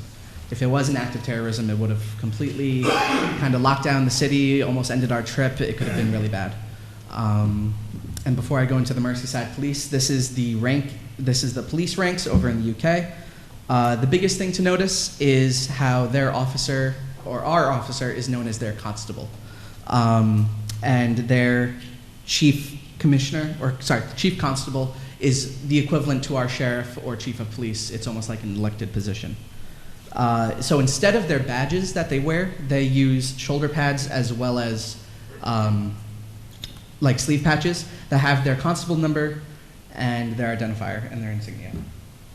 So the biggest thing about the UK police is that they are completely unarmed. So for example, the picture on the left is a picture of a constable with her groceries in the back of the car. Here in the United States, you'd see an AR rifle as well as all their tactical gear, just in case anything happened or they needed to use it. So I think this picture alone symbolizes the difference between their policing and our policing. And then on the left, or the right there, there's just a picture of me with police helmet on. Here's a picture of their police cars. What's interesting is that you don't need a driver's license in order to become a constable, as well as, number two, they drive on the wrong side of the road. But as well, they are also moving all towards electric vehicles, which has been really interesting to see what that'll do to their economy. Here's a picture of my group. We were about 10 people in total, 11 including the professor. We covered tons of information, such as hooligans and hooliganism laws. Now, hooligans are basically super fans of their football team, and it has gotten so bad over the years, basically an American hooligan. Basically, over the years, it has gotten so bad where they needed to put proper laws in place just for football matches. So, for example, they're not allowed to serve alcohol at these games. They're not allowed to serve alcohol in certain pubs around these tournaments or matches. And they segregate the fans. Exactly. Yeah. They have to, or else there's just going to be all-out brawls, which you can find on YouTube anywhere. What's also really important is that we covered Sir Robert Peel and his 9 principles of policing. Now, they started calling police officers over in the UK bobbies, and it first came from Robert, for Sir Robert Peel, or as well as peelers. And they do actually wear those bobby hats as well. We covered human trafficking and intelligence, alcohol licenses, and counterterrorism. Counterterrorism has been one of the most forefront topics that we've covered, as well as that needs to go forward, because I believe just after I left the UK, actually, the United States has leveled up a warning of travel to these countries like Germany, Germany, UK, Spain, and it's all because of these vehicles just ramming into people. So we learned about how to stop that and what these towns are doing. Here we then went to Nottinghamshire Police. This is their police van, and there's a few noticeable differences. Number one is that they don't have a huge computer system in their car. They have a laptop right there that they can only use if there's either 2 or more officers in the van, or if they're by themselves and pulled over. Now the bad part about this is if they do use their computer while they're pulling somebody over, what's stopping the person from driving away, right? If they search up their record, the next thing you look up, the person is away. And on top of that, these police vans are not allowed to start pursuits. They'd have to wait for support to come in. So by the time these people are calling in, hey, we got a runner, they just completely left. They're all the way across the city by now. Here's some more pictures of inside the police van. All these shields that you see in the background are actually a part of their public order. These basically are riot police as well. In the top left, you can sort of see medical equipment. Now, these constables and police officers are trained almost to the same extent as an EMT would be on an ambulance, which is really interesting if they have to respond to these high cases, or high violent cases, such as public shootings or mass stabbings. Here, so in order to hold the prisoners or arrestees in the back, they have a cage, but they also don't have any separation between the back and the front of their police cars. So let's say you do arrest somebody who is super violent. There's no way to stop them besides maybe constricting their leg movement and their hand movement, other than putting them in this cage back here, which I clearly tested right up there. We then went on to Scotland. This is the police headquarters of Police Scotland, as well as their police college. Now, their headquarters is a little better than ours, I will say. But as of 1975, there were 8 regional constabularies, which are basically 8 regional police divisions. In 2013, legislation passed which abolished all 8 of these regional constabularies and made it one united Police Scotland. They did this to standardize policing across Scotland. They made their 999 services, which is like our 911, more efficient and reduced its spending. Now, when this happened, they sadly turned away from community policing and more turned into a national service. One of the most interesting topics that we discussed was realistic de-escalation and use of force, because they do not use weapons and are not armed. So we learned about the 3 ways and the tier list of de-escalation, and number 1 is just verbally talking with them. See if you could just have a conversation. And then if things are continuing to escalate, give verbal commands loudly and in a commanding tone. And then number 3 is arrest and use physical force, such as takedowns. And this is a picture of me arresting one of my classmates. Another super cool thing we covered is the Hydra immersive system. Now, this is a system that first started back in 1996, where somebody had an idea: how can we train our police officers and how can we train our military to handle real-world scenarios without putting them through it? And back in, I believe, the early 2000s, they first started it, and now it is used worldwide, including the use of by our FBI and police agencies throughout the world. So basically what this system will do is put you in through a case. For example, ours was a homicide, and our group of 9 right there was split into 3 separate groups, and each group would be given a task, the same task, but you can go out through different ways. So for example, we had to interrogate 3 separate people, and based off of that, let's say I investigated my father. My father would give me a little bit of information. But then group B, instead of investigating my father, they could have investigated my mother, and that would give them a totally different answer. Now, the cool thing about this is that there are no right and wrong answers. What they'll do is they'll keep feeding you information down your path, but it could be the complete wrong path, and you wouldn't know until the end. What's cool is that my group was the only group that got it right, and it totally wasn't because we also had a police officer actually on our team doing the study abroad with us. But how do they feed us this information? Basically, they have eyes and ears on us in these breakout rooms at all times, and everything is sent back to this computer system where they're allowed to feed us into our next issue or our next problem in this mystery. And it was actually pretty cool. So a little bit more about public order. Basically, like I said, are riot police, and they only recently started to break up protests. Usually they were only for extremely violent cases. And one of those was actually in Edinburgh, Scotland, which only recently started, and they started calling it Bonfire Night. If anybody has heard of the Purge, it's basically when the public decides the law doesn't matter for a set amount of time. Now, the public of Edinburgh actually went out. They started breaking into stores. They started shooting fireworks at these police officers, and the first time that they actually had to deal with this, they were completely unprepared, which leads me to my next point, which are the 2 types of operations, which were pre-planned and spontaneous. Pre-planned is obviously when you have intelligence on the issue and you can try to create a coordinated plan to contain the group, or a spontaneous one where the police are just completely, I'm sorry, I forgot the term, ambushed when they're called to protect people. And like I said, these civilians are just shooting fireworks at these police officers who are only equipped with these shields. They only have tasers and pepper spray other than that. So how are they supposed to defend themselves? And actually, There were a couple who actually got the firework caught between their body gear and their helmet and were exploded. And I believe they thankfully lived, but they were taken out of the service for the rest of their lives. God. Wow. This is the police headquarters of Scotland, like I was talking about. Basically, their academy process is only a 2-year journey to become a constable, and then it will take 18 additional months per specific service and division.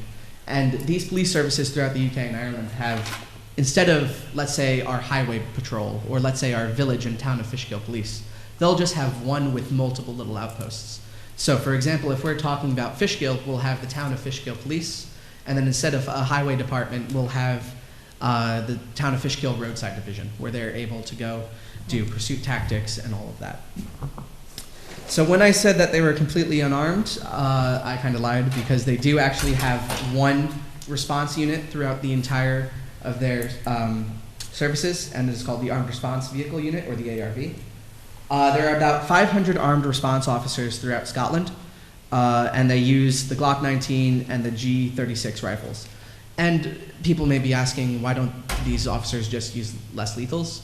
Because the armed response units are the only ones provided the less lethals. So they can't use rubber bullets, they can't use rubber guns, it's only these armed response units, and they are only called to massive incidents. So for example, a mass shooting, a mass stabbing, a school shooting, they can only respond to those, which is why they couldn't respond to Edinburgh and Bonfire Night when officers were getting launched out by fireworks. Here's a little bit more about their, their tools. So, like I said, the L104A2 is a launcher that uses rubber bullets that they use. If anybody has seen footage of the LAPD protests, you saw a lot of the use of that. The T7 taser, and they also have OC spray, which is basically broken down into two things, which is the actual OC spray, which is a liquid taken from peppers, and then that is enhanced by the major capacitoids, which is the spray that is used in a percentage, and that percentage basically enhances the effect of the pepper. So for example, their percentage is only 0.3%, and I did some research over here, and we use about 1.3 to 2%. And 0.3 has been known as the absolute minimum that it takes to incapacitate someone if somebody is coming at you. And you only and it's general knowledge, but you have to be certified in both taser and spray in order to use it. And like I was just talking about, there's their roadside division. They're used for pursuit termination techniques, very similar to our pit maneuvers. And what's really interesting is that those are seen as non-lethal. So for example, you can go 100 miles per hour and they'll take you out, and you don't need the armed response unit to come in to use lethal methods. We also discovered we also discussed the Pan American Boeing 747 flight. Pan American Boeing 747 Flight 103, which crashed on December 21st, 1988.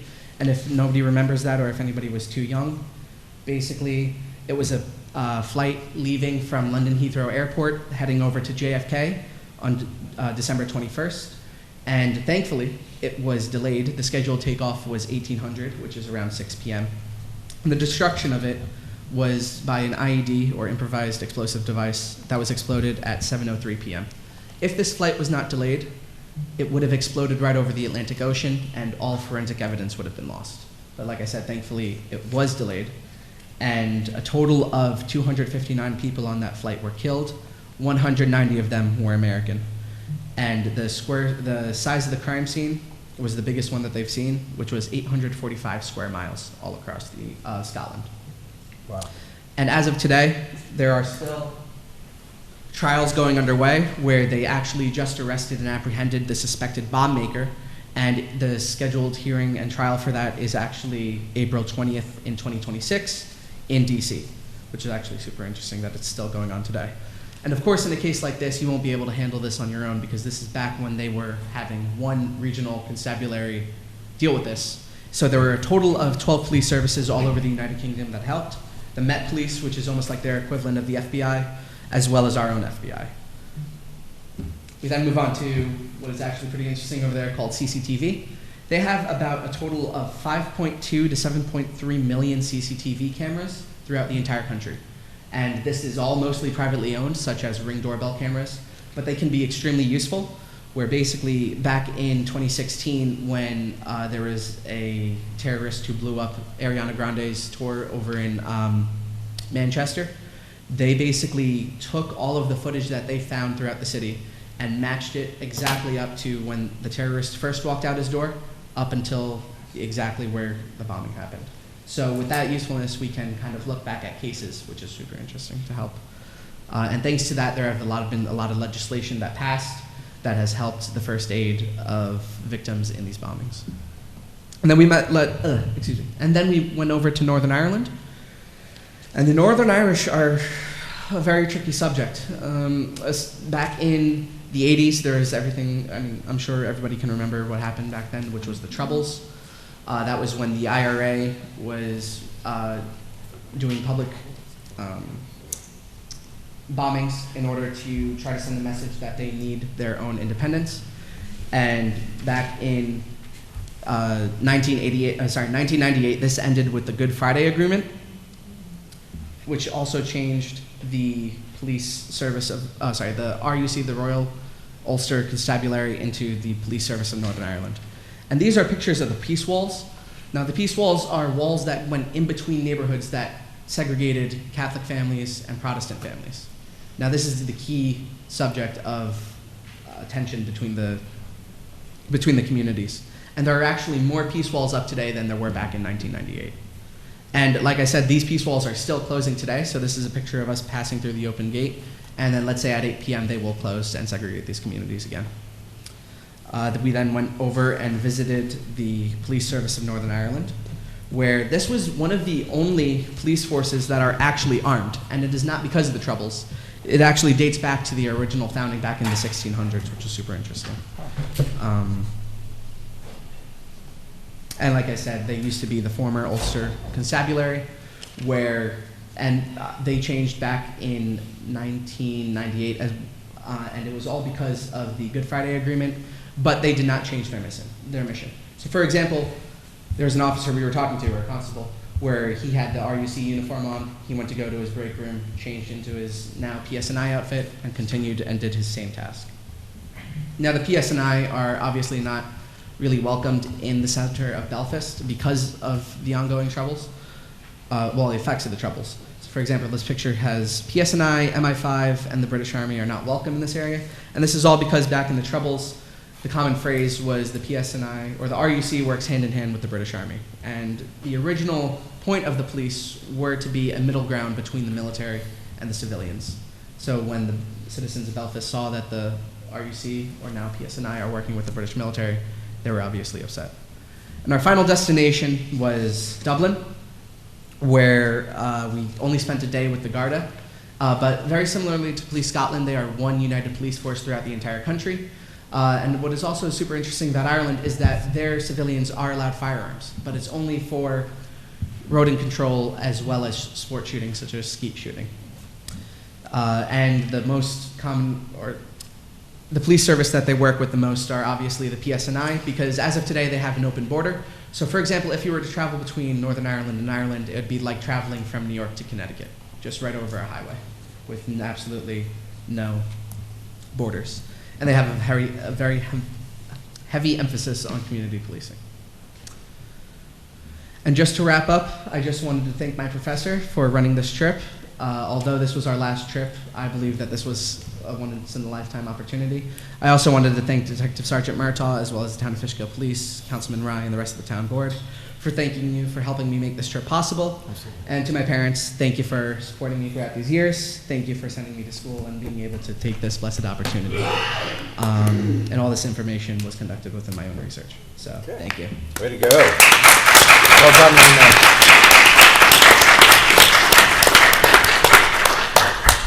Patrick, just a couple of things. I mean, it's extremely impressive.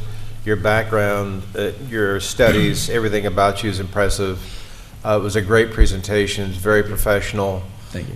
You're a pretty cool, calm, collected kid. You know, I should say young man, but very, very good. I think one of the highlights for me is that I now know what to call Greg Tutino. He is a hooligan. That's good to know. I would say so. Well done, Brian. Thank you very much. That was awesome. Of course. Thank you. Thank you. You raised a great kid. Thank you. Yes.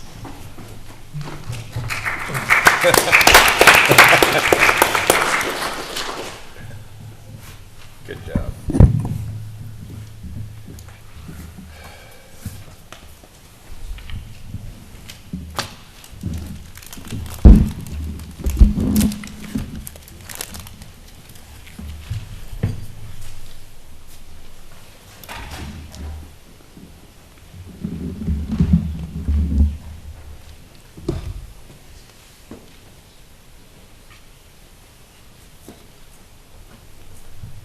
Joe.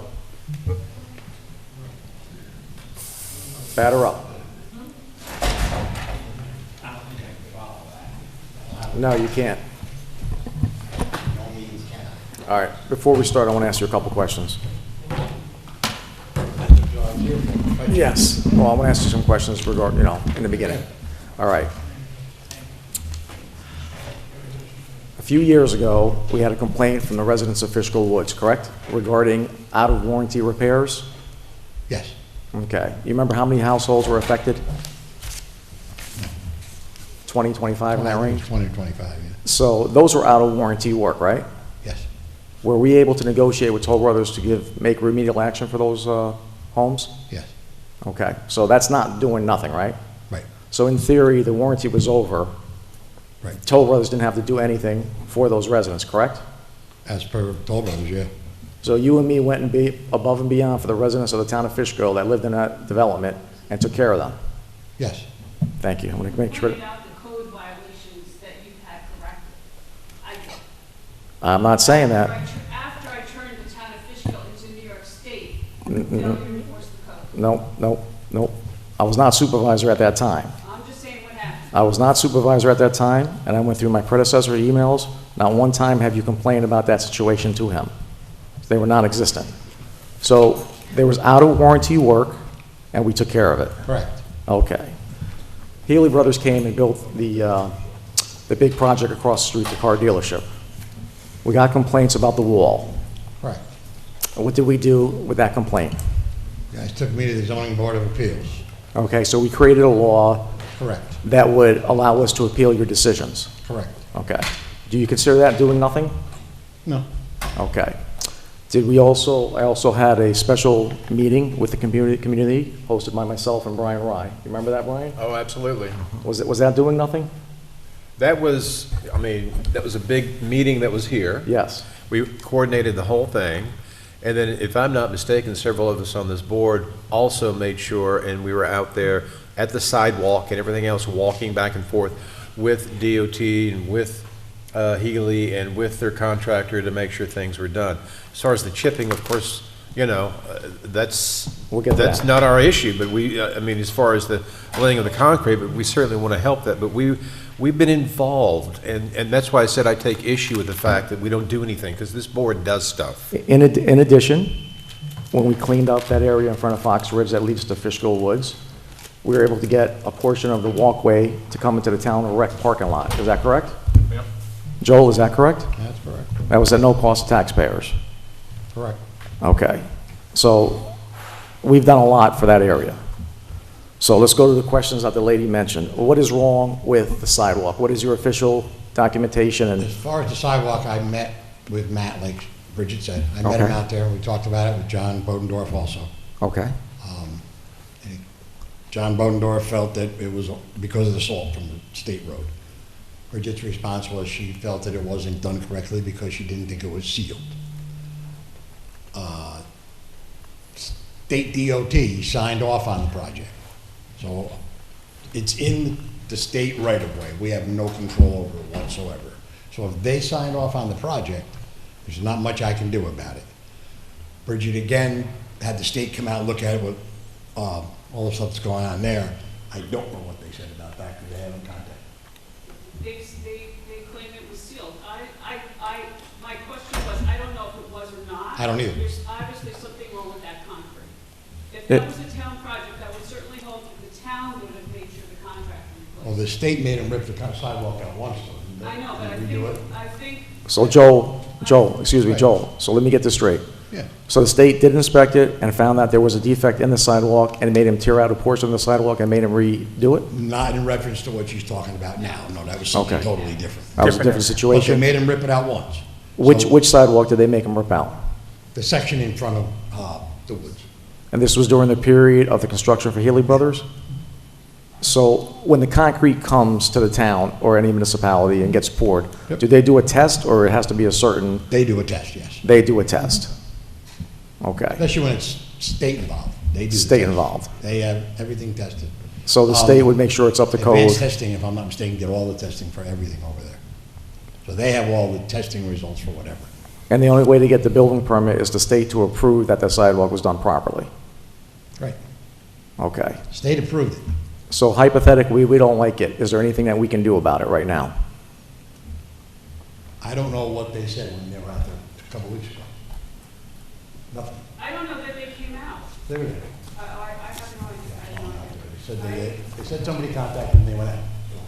I haven't gotten anything from her or anything. I don't know how they were told, they were able to tell whether it was sealed 6 months, 9 months after the fact.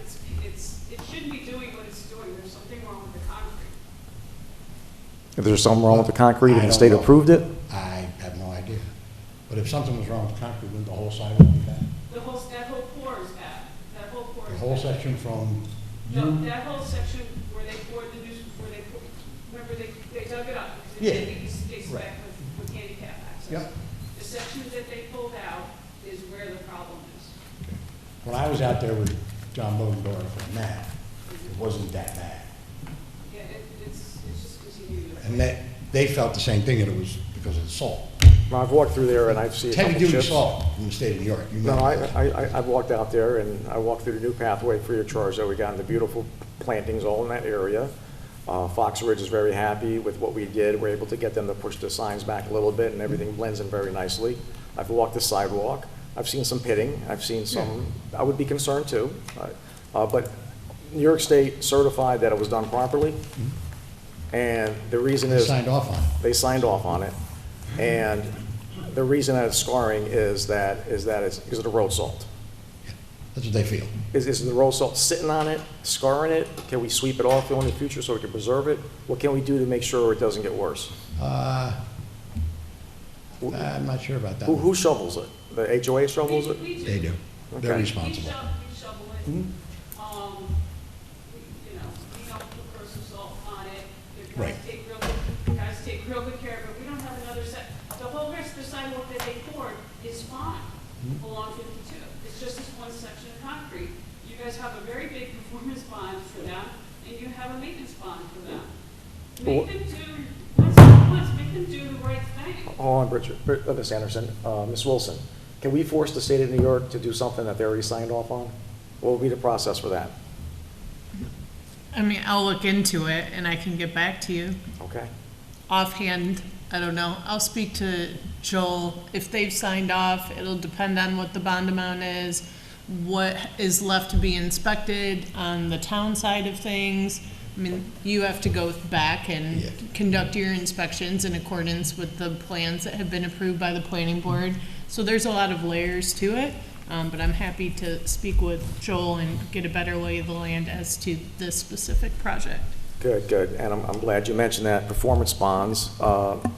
We created a performance bond in the town of Fishkill to take care of some of these incidents that happen in the future. We got 2 of them on the agenda tonight. And we didn't have that prior to me becoming supervisor to protect these developments and the citizens of the town of Fishkill. So we've been proactive, creating laws, and you've helped me write a lot of these laws to make this stuff happen. My next question.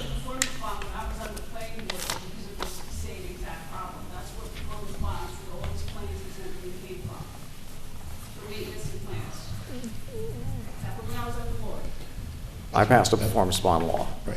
I passed it. Mhm. The property on 132 Red Schoolhouse Road, is that the one that's in back of Sinwood? In front of Sinwood. In front of Sinwood on the red, okay. Any status on that? I haven't been down there. I remember we talked about it, and I said, Yes. give him to the end of August to clean it up. Correct, my apologies. He had a broken hand. Yes, a broken hand, yes. Okay, that'll take care of that agenda item. All right. Floor is yours, sir. Anybody else got any questions? Well, John, are there other projects? I thought, John, did you have a? We got a lot of projects wait, going on. Yeah. Just talk to us about some of the projects. Well, let's To finish off. I'll take finish that. off the Okay. Healy thing from Bridget, Yes. about the plants and everything. You know, Well, I know, they're supposed to plant the whole thing out. right, they're coming back to the planning board. They have more stuff to come back to the planning board, so they're gonna deal with that when they come back. Yeah, I just And the wanna make trees sure- they pulled out, they're gonna put back in when it's time to plant it. I just want to make sure that they do what they're supposed to do, or if they're going to try to not do it, that they go through the proper procedure. You know, they can't get to the end without taking care of everything. Joel? Joel, talk to I hate us. to interrupt, but you need to Talk speak to into us. the mic. We can hear you, but if you don't speak in the mic, nobody watching can. Yeah. So in order for them to get the final CO, the planning board would have to make sure the plants are correct. Well, everything has to be done according to the site plan as per the town engineer. And they're coming back to the planning board to And make they're sure. coming back to the planning board for some other items, because there were some lot line realignments. Yeah. they have to do and stuff. All right, They're so coming back. now I want to go into the Duchess Mall. So. Duchess Mall? Could I Well, open no, that? let me finish, and you can take over. Okay. So with the Duchess Mall, we're at the stage where there's, the project has, the project managers have spent close to $1 million trying to get this site online, correct? Correct. All right. They're down to needing a performance bond. Yes. Once they get the performance bond, then they come in for a building Then they permit, come in for a building. and they can demolish. Yes. Part of the plan is to demolish the building and use that as fill? Yes. Okay. Residents have shown concern about graffiti and dumping. Yeah. We deal with that all the time. I get the phone call, I call you. How long does it take to get the property owner to clean up those items? He usually gets to it within a day or two. Within a day or If he two? doesn't already get into it before we call him. Yes. So what we have. I understand the building, I know what it looks like So what we have here is people illegally dumping on someone's property, all the time. and he's cleaning it, and he's paying for it out of his own pocket. They're up to date on their taxes, correct? Yes. Okay. Our town code, as it currently is written, is that as long as the building is secure, it stands. Correct. Or elaborate a little more with that, because people are saying Well, there's a lot that of we should be different right, that we should be variations of right. unsafe, but Well, as what I'm long as saying the is, building is safe and standing, technically, it's okay. safe and standing. Safe and standing. So when someone suggests that we should be writing tickets to the property owner, what tickets could be written if there's no violations? You don't have a violation, you can't write a ticket. So they're in compliance right now, with the town code. And that falls into the same town code where we've knocked down 2 houses, got one remediated, Comes under the same town code. same town And code. it So also comes under the property maintenance code for the state. property maintenance code. And the town of Fishkill has, Pictures of this property? Can we Nope. wait? so if anybody enters that building also, that's trespassing, correct? Exactly. Okay. So right now, the building is secure, and as long as the building is secure and safe, we can't do anything about it. Well, not that we can't, but we don't. We don't. Especially because they're in the process of going forward to demo it and put something else there to make it nice. Yeah, they got. 15 years ago, no, they weren't doing that. They weren't doing it. So now there is a process. We're going to subdivide the lot, have 2 lots on the front by Route 9 for more commercial. Yep. To bring more comms to the town of Fishkill. Right. And it's not going to be, it's not going to be residential, it's going to be commercial, correct? Yep. So there'll be no so there is no proposal for any high-density housing in that area? No. Okay. And it's going to be probably about a 350,000 to 375,000 square foot warehouse? Yeah. Bringing about 100 jobs to the area? That's what they said. That's what they said. Okay. Very good. Greg, any questions for Mr. Well, Peters? just because with this, there's a need for circumspection, and I think, there's no one here who isn't frustrated by the time that it's taken on the mall property, but we all understand the issues there. But from that circumspect, perspective, requiring a lot of remedial action by the property owner on a property that they're actively looking to develop other things. In your experience, what type of detrimental effect does that have on the actual redevelopment of the property? Doesn't look good for the redeveloper.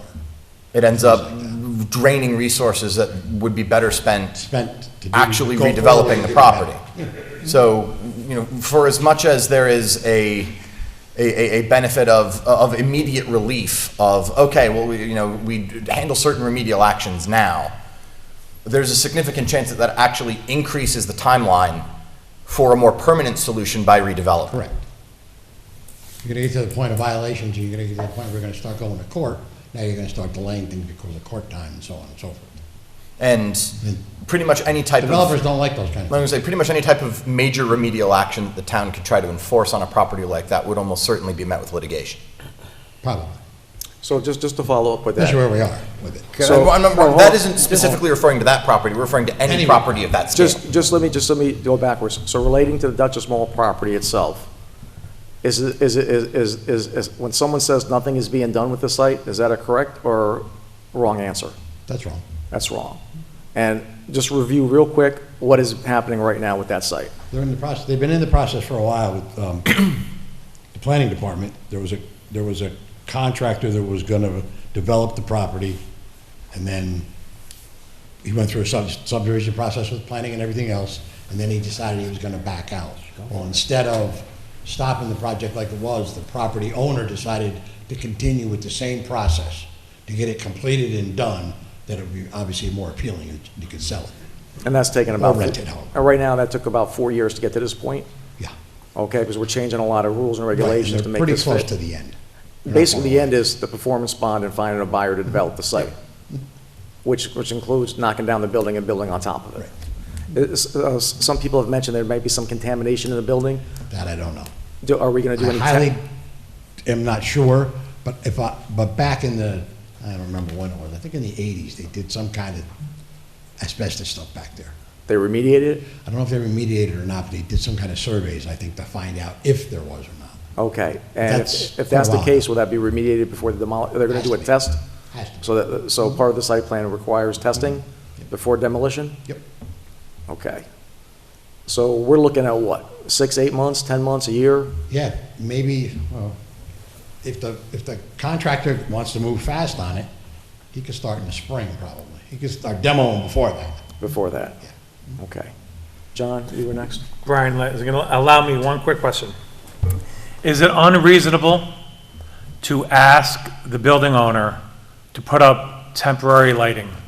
Temporary lighting? Yes. You know, like, you know, when they're doing work on the highway, the midnight shift, they got those big temporary lights. We're not asking for Dutchess Stadium lights. You know. Just 2 or 3. I mean. Kind of deter, I get you. It's a deterrent. Is it unreasonable to ask? I'm okay with it, if that's what you want. Just as long as the temporary lighting setup wouldn't cause any light pollution that might affect any residential properties nearby. Well, of course. Yeah, I'd be in favor if that's something Well, it that's... had lights there before. Yeah, there's like one house on the mountain, I don't think it'll... So there was none. Okay. So will you be asking the property owner to, that If the that's town what- board? If the town board would like me to ask the property owner to put up temporary lighting, sure. I think we'd like that. I just think it would be an improvement, and I think you know, people talk about the dumping and whatever else goes on. If there's lights up there, maybe they'll think We'll twice. slow it down a little bit, Slow it down. but it's not gonna stop it. Okay. But People are again, we're not doing anything. We are in the Yeah. process, Absolutely. probably at the 10-yard line to getting this project completed, 15-yard line. 15-yard line. We're still in the red zone. So, What? I said we're still in the red zone, we're not in our half. Brian? So, the reason why I brought up that property is, as you can appreciate, a lot of people are tired of looking at it. Everyone wanted a status, and we're all frustrated. It just has lasted forever and ever and ever. This is an attack on anyone. I know, I understand, because I've been through understanding what the code is right now, what enforcement is in place, et cetera, and this is a part of just a conversation, not only to get a status, but also see what we could do if we wanted to as a collective, as a board. But I think that it is a time that frustration has reached a peak, and so I wanted to hear from you. I didn't want to reach out to the management company. I just wanted to have that insulation, just say professionally what's going on. So we're now hearing that we have plans in place, and we're now hearing that it's moving towards potentially starting in the spring to demolish this, potentially. It's potential, yeah, it's To- all on to the demolish developer, this it's thing? not on anybody else. To demolish this thing and to build something else. So here, as I see it, the performance bond is gonna require a significant sum of money, so maybe the current owner doesn't wanna put that money out until he has a buyer. That's the buyer- key. That's You the gotta key. realize that when they put that performance money out, that's not going, and put it on your credit card.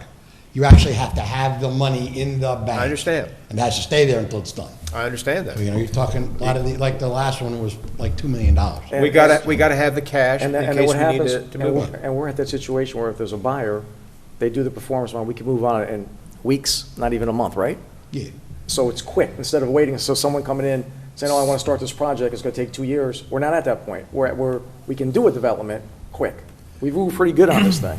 So the developer has $1 million into this project already? No, no, Did no. I didn't hear that? There's $1 million, like the previous prospective owner, Yeah. a buyer, came in and spent a couple $100,000. Yeah, Gotcha. They carried it So on to somebody the next- spent $1 million and walked away? That was about 750 around that range. It's They close. walked away. There was a lot. Yes, okay.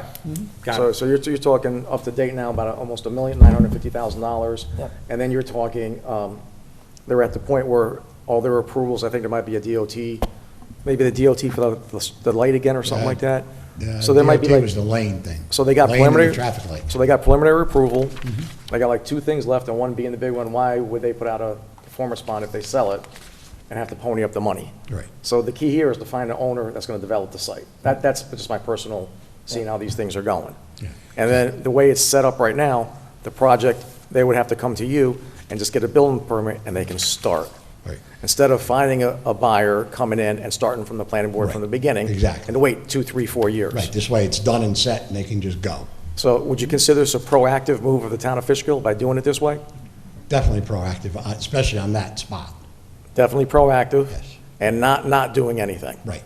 In what way could this thing come to a halt? Someone makes a decision they don't want to go forward, right? Exactly. They can And- stop anytime they want. They can stop anytime they want. Sure. Let's start from So- scratch. So, No, they can't start from scratch. It's pre-approved. Right. All they would need is a buyer to pay off the performance bond. That's why they, Then that's can come why in they for a kept permit. going on with it. Yes. They didn't stop. They So already let us continue received and the finish. preliminary approvals that are the Yes. biggest Are those- time-consuming part of the review process. And there is no time-consuming part. and those are the plans that we've already seen, that beautiful building and everything, that's what potentially is going to be, all right.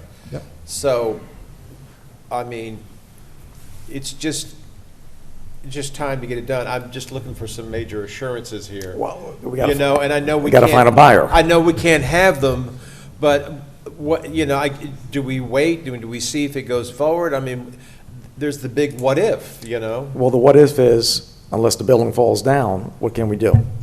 Well, if the building falls down, they're gonna remove it. Yes. They're not gonna leave it there. I mean, you did say that building was structurally sound in parts of it. Did I hear you correctly? In other parts, maybe not? Did I hear you? Say that again? Did you say that part of this building was sound and parts may not be sound? Did I hear you say that? It's not that parts are sound and parts aren't sound, the major structure, the exterior structure Yeah. is basically intact. But, and you know that because you walked all around, or? Can't tell you how many times I've been in that building. Okay, all right. And the standard is sort of the superstructure of the building itself, not a measure of like internal wall stability or things like that. It's only based on the exterior of the building? Okay. We don't know the ins and outs of their deal-making and what people's mind, you know. Nope. We don't understand, you know, I guess we have to reapproach this if that falls apart and we're delayed for That'd be a years different again. story, then we'd have to take a different avenue. We have to Yeah, take a because different obviously attitude. We can't be in a situation where we're sitting here 4 years from now, And having the the same code- conversation about, well, are we waiting on a developer? Yes, let me finish my thought, please. So the code that we have now, there is no real teeth in it to do something, is what I'm hearing from you, to let's say, okay, I know that in City of Beacon, they have, the Ehrlich Law, you know, they just want buildings that are just knock them down, you know, if they're not looking good and they, et cetera. Well, we have the same basic law. Yeah, so, I'm just I guess we have to hope and wait that this goes through and starts next year? They haven't stopped yet, so they're still going Okay. forward and planning. All right. Every time they come to planning, it costs them money, so, Sure. you know. This is And they're into A it lot for of how money. much again? close to, close to $1 million. And the Okay. key here is, guys, is that it's not just sitting there waiting for a developer to buy it and then start from scratch. Right. That would take 3, 4, 5 years. This stuff's already ready to go. All right. It's, We're going through the process. Almost Makes it a lot more turnkey. appealing to a buyer. Yes. This way. I understand. I got you. This is a very delicate situation, and we want to make sure that we get something, it's probably be at And least I- 50, and- 60 and million dollar we want it for the warehouse. tax base, we want it for the jobs, we do want that, no one's looking to be unreasonable about anything. The status is very important for the town of Fishkill, so this is a very good thing. Any other questions for Mr. Beatrice? I'm good. John? Not on Duchess Mall, but in general. Yeah. In general, I mean, are we talking about in general, or we He's here. just identify 2 or 3 or 4 other projects that are going on in the town? Oh, this is all we got. I got nothing. Well, we got the basis property on Route 9D. No, That's we got like 11 big okay. projects. So let's review. So we You got basically. bases on 9D, you've got. That are in the planning bases- board process? No, No, bases. this is, they're right to the point where they're gonna get building permits. And bases is by Dutchess Stadium, Yep. which is an old construction site. And people really don't see that because it's a little more in the back. Set back from the road. Setback. This is another project that needed remedial action throughout the There's another town. one. Yep, Okay? same thing. And then there's another one where the attorneys are here for tonight for 8252. Okay. With that project, they just closed on a $33 million deal. Yep. When that developer first came in, well, previous developers wanted to come in, they wanted, remember, the rezoning for high-density housing? Exactly. Joel, what did I tell the Big developer? high-density housing. A lot of like 300 homes, right? What did I tell that developer? No. Simple no. Pretty simple. And a couple of years later, we got a $33 billion project, probably going to be a $55 million value, Yeah, it's of not assessed high value. So we are doing stuff for the residents of the town of Fishkill. So we got that one there, okay? Chick-fil-A is close. Another meeting or two, maybe, and they're ready to go. Correspondence on this. You got the storage facility in Westage, behind Building 600. He's ready to go. He can start whenever he wants to finish bringing his plans in. You got Home 2 Hotels, I think is what it's called. Yes. It's another one, hotel over in Westage. He's ready to go. He just has to bring in his building stuff. What else do we have? Still got a 7-lot subdivision going out off of 82. That's just got an extension for 90 days. Got 2-lot subdivision down on 9D. We just got the Dominic waiting for his 911.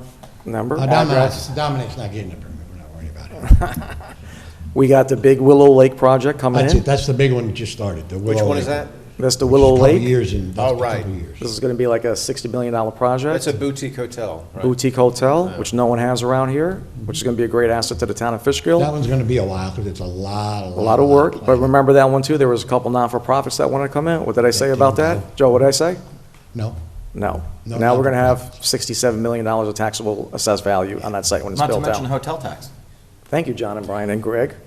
And Looking- maybe Jackie. Looking forward to spending that money. I know you should have voted yes. So, Joel, Yes, are we doing our job in the town of Fishkill to protect the residents? I think so. I've been here 25 years. And I've worked with you in Maybe the people last... don't like me, but that doesn't matter. That's okay. We have our Still doing my differences job. sometimes, and like I said earlier, we passed a law to counter what you say, Yeah, exactly. okay? So When when you don't people- like what I do, we can challenge you to the zoning board of appeals. Yep. Okay, we passed that law to challenge Yes, we what did. what your decisions are. yes. So basically, our relationship during a day-to-day operation, what do we do? How do I contact you when there's a problem? Let the residents figure out, what are most of our complaints? Single-family You homes? contact me, you pick up the phone, 7 days a week, and call me. I call you at night, I call you on weekends? Doesn't matter, you call me all the time. That's right. And when we have an we issue? straighten it out as fast as we can. Absolutely. And 9 out of 10 times, we help the citizens. 8.5. All right, I'll So, take that. Once That's still a again, the idea was to give the citizens a status on the potential for this big building to go in, because we're all tired of the way it looks, and it sounds like we have great potential for that being cleared up next year, fingers crossed. And I know that we're all doing our job and working very, very hard. That's just an important piece to have a little discovery tonight, so I thank you for all that information. Good, good. I'm good, thank you for contacting Duchess Mall problem. about temporary lighting. I'll reach out to him next month. Thank you. No problem. Thank you, Joel. Have a great evening. Thanks, Joel. Nobody else? Nope. I'm good. Last chance. Hold on, Bridget, you got anything else?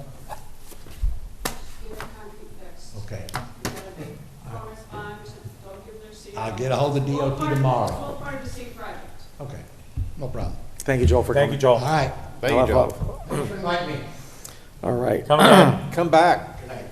Good night. Next up are discussions, 132 Red Schoolhouse Road. We just spoke to Joel about that. There's some junk in the person's yard. We need to clean that up. Discussion of Little Red Schoolhouse property. Mr. Gabb is not here. He had a status. Did he give you anything, Ms. Wilson? Regarding discussion item number 2? That a letter was sent by the town to government officials expressing the town's interest in potentially acquiring that property for the historic value and the historic purpose. I spoke with Mr. Gaba. I don't believe he had any other update beyond that. Okay, so everybody watching, there was a Red Schoolhouse on the intersection of Red Schoolhouse Road and Route 9D. We spent the last 5 years trying to determine who ownership was. Mr. Gabb and his firm were able to conclude that the state owns it. If we can get it for a reasonable price, the town would like to get the land, and eventually, maybe with some fundraisers and stuff, maybe put up a replica of the Little Red Schoolhouse. It wasn't that big. It was about 850 square feet, so it wouldn't take too much to get that done. We haven't decided on that yet. That's right. Mr. Rye is correct on that, but I think once, if we can get it for $1 and we can move on that. We'll make a decision about that. We'll make a decision. But I know that's a goal of yours. It's worth discussing, no doubt. Fair enough. Mr. Rye is correct.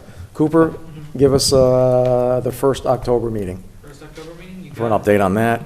Close out 132? Okay. No, you know what, bring 132 up to the 2nd September meeting. 2nd September? Yeah, so ID number 1, second meeting in September, Little Red Schoolhouse. Number 2, first meeting in October. You got it. All right. Next up is discussion of the resolution confirming the property maintenance violation and authorize remedial action at 1574, 1576 Route 52. This has been ongoing, one of our remedial sites in the town of Fishkill, and we talked a lot about that tonight. The new property owner, I believe, has paid his taxes and cleaned up the site. Correct. Can you give us an update of what's going on? I can. Good evening, Mr. Supervisor, members of the board. Nicholas Ward Willis with Keenan Mean. The current property owner there's a new property owner, Goldsmith Investment Group, the lender. They've taken title to the property, deeds being recorded. We provided the supervisor with proof that the taxes were paid on the property. There were 2 years taxes owing, about $5,400. A check was overnighted and received by the county this morning at 9:53 a.m., so those taxes are current. Also, the property has been cleaned up. That occurred over the past couple days this week, and we also are having them come back in 2 weeks, and it will be regularly maintained. And the lender's committed to seeing this project through. I'm here tonight with representatives of the lender, Anthony Vaccaro and Arnold Spiegel, and they're committed to moving this project forward. Our next step is we have the language from Steve Gaba, the town attorney, with respect to the letter of credit. We're now just working with the planning board secretary to update the site plans and the authorization letters to reflect the new property owner. We anticipate we'll get those back from the engineer within the next week and then submit to the planning board along with letter of credit, the land bank parking agreement, and the signed site plan for the consultants to review and then present to the planning board chair for signature. Ms. Wilson, since there's a new owner, what is the process? Do they have to start from the beginning, or they can just come on in? It's my understanding that the new owner can come on in and that they will take it over and they take it as it is with as far as the property maintenance proceeding, they step into the shoes of the prior owner. So the board could table this until September to give a bit more time, or the board could close out the hearing and then hope that it's done by the end of August. But that's the status as far as we know. I think that covers it. So what would be the impact if, there was a gentleman that spoke earlier about LLCs? What if a process was continuing and the LLC was defunct? Would it have an impact on this development? Like, can Me- can a non-LLC, can a LLC that does not exist apply for an application within a municipality? If it does not exist, technically no, but that's something I would want to look into as far as the facts of what the inquiry is, if Okay. that is a concern with regard to this project. I don't want to speak off the cuff. There was no LLC mentioned earlier. There was just a bit of ambiguity, so I don't want to assume that I knew what was being stated in the individual's comments. So what I'd like you to do is to trace the origins for the last 3 years of who owned it and these LLCs, and give the town board a report on that, okay? When would you like that, Supervisor? I'd say a week before the next town board meeting. Okay, thank you. So are you guys okay with tabling this to the first September meeting? Yeah, I think as a courtesy, that would be appropriate. Can you guys get this done by that or not?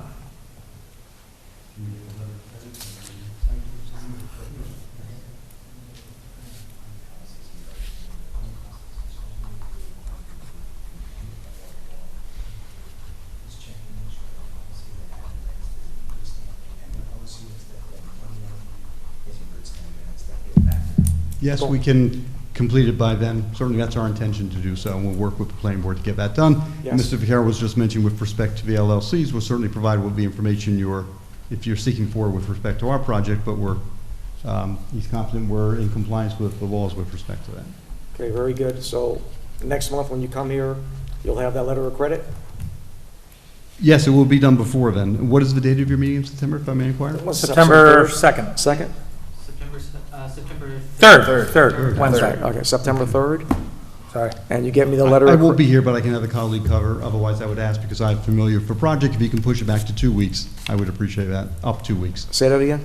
I will not be personally available. I'm familiar with this project. Okay. So if you could move it to the meeting after that, I would The appreciate that. our second September meeting? Yes. What is that, Cooper? 17th. It's the 17th. 17. Okay. Thank I'll you. do that. I'll do that for the 17th, Yes, but you gotta have this ready to go to where it goes into the building department, we can do a permit. yes. The answer is yes, we understand. Get it? Can I touch base with this lady to make sure that somebody from my office touch base with you to make sure this LLC is okay by tomorrow? Yes, I'll give you a card. I would like that, Ms. Wilson. Excuse me? I would like that. My office or either Arnold, who's an attorney, or one of the attorneys that works in your contact you tomorrow. And Mr. Gaba's familiar too, so you can send it to both of us. And I would just remind the board that you should, at this state, vote to continue the hearing All to right. the September 17th meeting. Is all you're gonna do is go on the Department of State and pull up that the LLC was in good standing, and that our LLC is in good standing, and we're done. That's all power companies do. Is this a consultation offline? Can we just move Sure, on? we Yeah, can continue I would it offline, prefer yeah. that. Yeah. We can discuss, they're welcome to reach out to Steve Gaba and myself, and then we can review Great, the LLCs. we'll do that. Thank you. There's been a lot going on with this property. I wanna see it developed. I wanna see it developed properly. So you guys will watch tonight how the residents feel about these type of properties. We did hear. Especially when things drag on. Yeah. So we're giving you more than ample time. September 17th, I'd like to see that performance bond. I'd like to see, you go see the building inspector, get the building permit, and then we'll just close it. Very good, and we'll keep you updated. Thank you, gentlemen. Thank you. Thank you, gentlemen. Thanks. We're just waiting for, sorry. You're good. So we don't make a motion right now, but we're gonna continue this? Continue the hearing? Yes. Yes. So September 17th, Cooper. We do need to vote on that. Yeah, it's on the resolutions when we get to that. Want to do it right now? I believe that we did last time. Okay. But if you want to wait until the resolutions, I'm fine with that. It's on the resolution, right? Oh, the resolution actually it's confirming the property maintenance violation, so that would require us to Yes, close thank the you. hearing, and then that issues So a make a judgment motion against to, the make a motion to property continue the public hearing till the Thank September you. 17th. Can I have a second? All in favor? Aye. If anybody has any problems with maintenance, they could contact Arnold. Give me a card. I'm the guy that gets the calls. You can just call us. We'll be out here today. We'll be out here the next I'll day. right, email you their contact information. Okay. Thank you, All right, Mr. if anybody has Supervisor. any problem with anything that they don't like, you contact us, we'll have somebody here. Okay. Okay. All right, thank you very much, gentlemen. Thank you. You can still, I'll give you the card. All right. Track down Nick Ward Willis. Yes. Number 4 is to do a budget modification for unemployment insurance. Everybody okay with that? Yeah.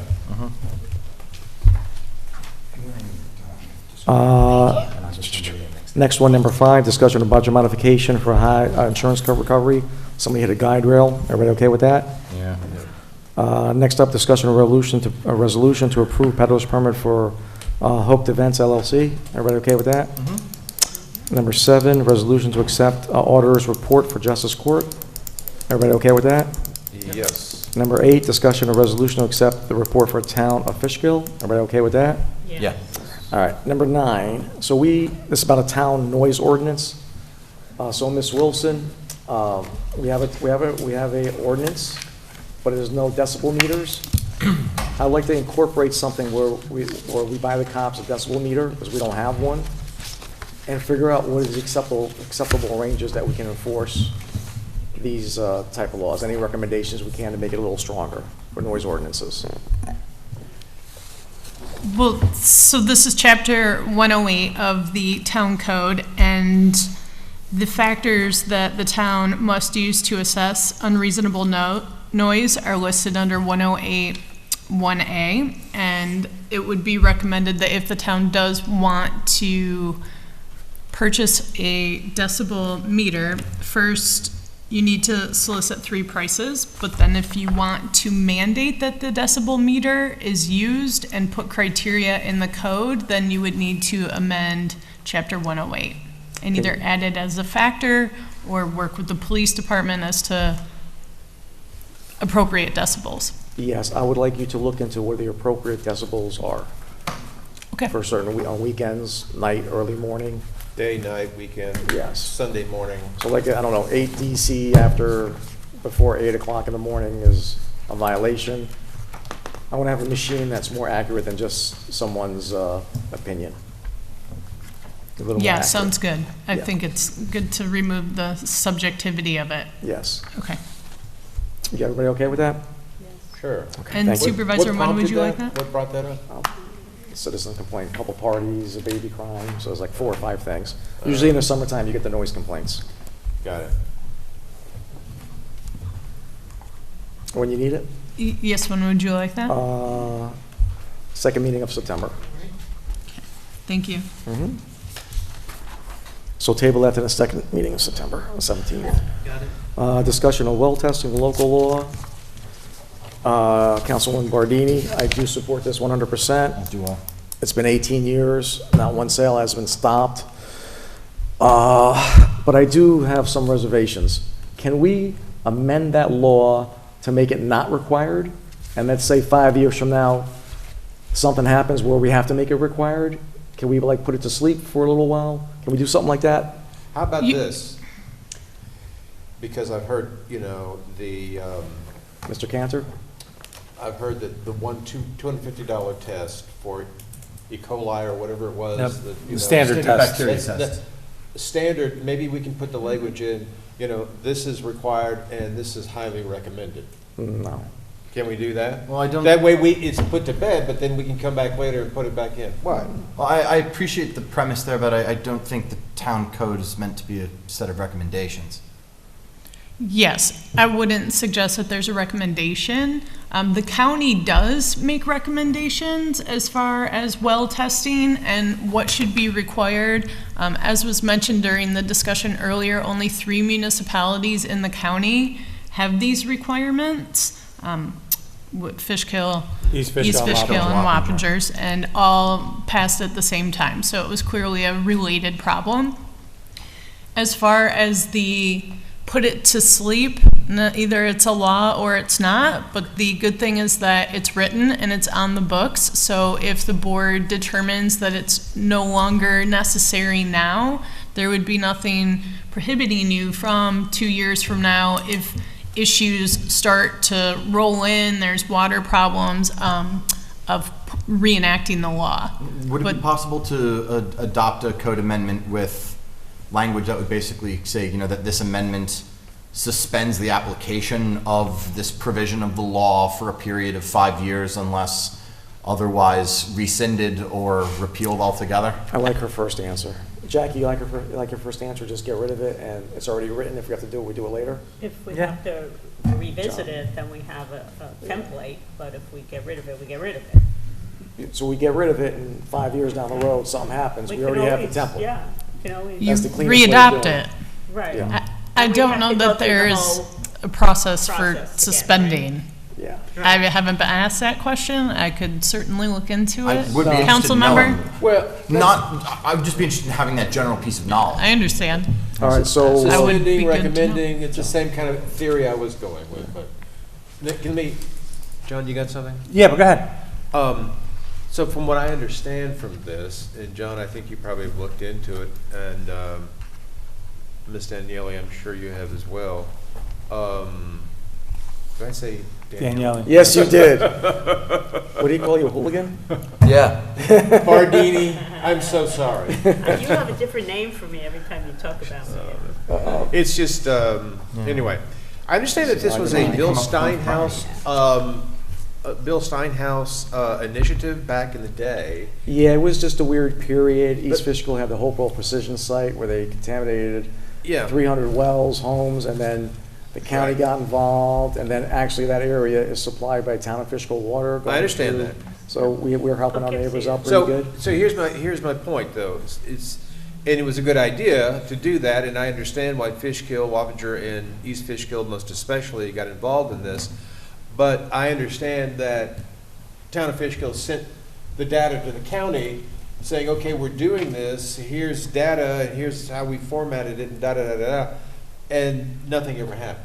So who knows, like, for instance, when we collect these tests, do we say, okay, you passed it, and then we just throw it away? What do we do? I think we just put it on the file of the property. We had Joel here, I forgot to ask him that question. Well, I believe Councilmember Bardini answered that earlier and gave the website, but that's the true. county tracks extensive Okay. information with regard to the required well testing. Yeah. It was somewhat impressive, So but it Jack- would have a cost as well. So Jackie, you want to make a motion to? I'm on. Jeez, I'm so sorry. Go, John. So, there have been, over the last few years, there have been actions taken by this town board to protect the aquifer, whether it's through the language in the comprehensive plan, and through zoning. This law has been on the books for 17 years. There's been no complaints, no issues that any of us are aware. Our highway superintendent is using a new strategy regarding new technology with salt. That is also working to our benefit. And I just think it might be time to get rid of this law. Yeah, I think those are great comments. The town was engaged. Me and Greg started that when we were secretary of DWSB2. It's a program at New York State where they help us with water quality. Carmine's gotten into the position, and we use that special salt in certain areas. And we've gotten it to where the levels are steady. And in the springtime, if it snows a lot, they spike up a little bit during the springtime because of the salt, but it's not year-round. So it's kind of cyclical, and we're pretty steady. And those spikes aren't as severe as they used to be. No, they're not as severe, but- As John was talking about, the sort of new town. strategy when Yeah. it comes to road salt application. And we don't want to build the health department told me it was a possibility where we had to build a reverse osmosis plant, and this will run $5, $10, $15 million. I mean, I don't want to do that. Absolutely. So And the- I agree with yourself and John and Jackie on this. I think it's a good thing. I think, there's a difference between, a best practice that a conscientious home buyer might engage of their own volition, and then something that we're requiring for a sale to take place. And I think, if the standard required bacteria tests are, those sort of come from outside of just the town's jurisdictional capacity there, but putting that extra burden when there's been no evidence in nearly 20 years of it being on the books of there being a necessity for it. Let's remove that hurdle. The larger issue was in East Fishkill. And like Fred Cantor said before, he called it a knee-jerk reaction, and I don't disagree with him. I think it was But well-intentioned. I think it was a cautionary. And you know what?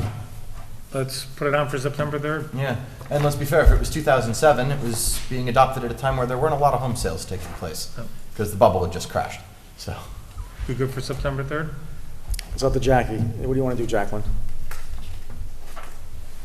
I mean, You want to present a motion to set up a public hearing to repeal the law? yeah. Do we need a public hearing? Yes. I believe so, yeah. Oh, Do we okay. need I to thought- introduce the language of the law first before we set the public hearing?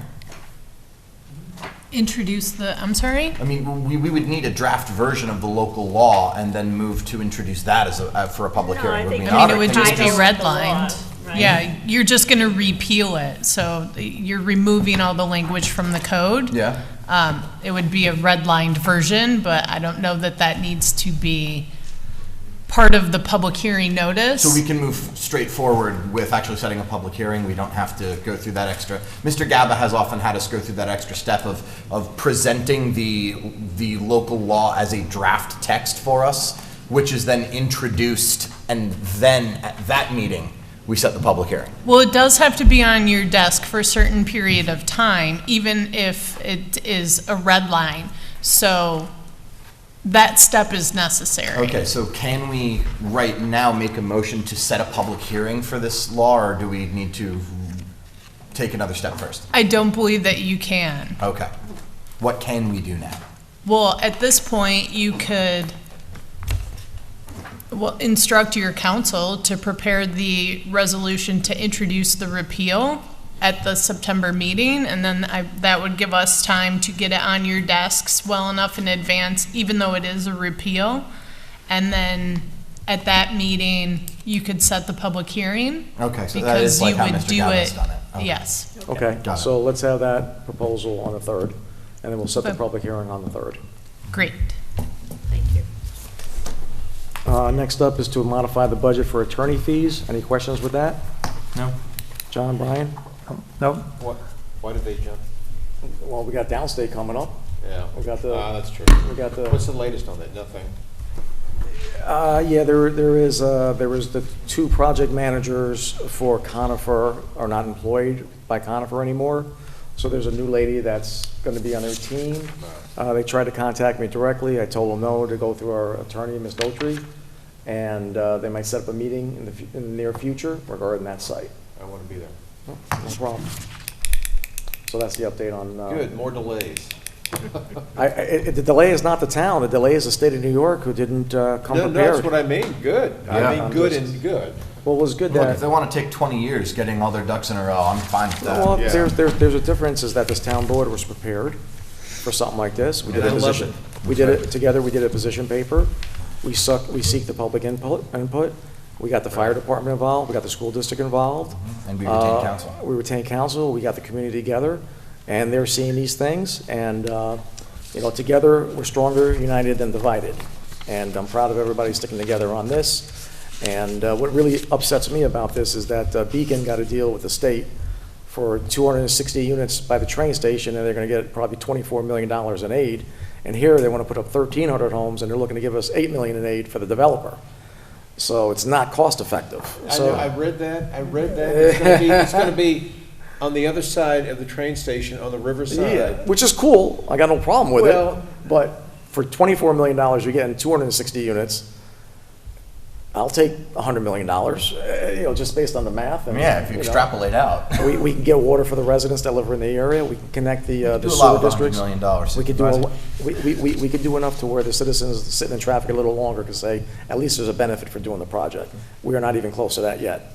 But that's on them, not us. We had our act together, and I appreciate all the board members and the citizens for sticking together with this. Let's see what $100 else we million, got. we could do something about the traffic. That's right. Next one is discussion of resolution to update the town employee update the town of Fishkill employee handbook, section 502.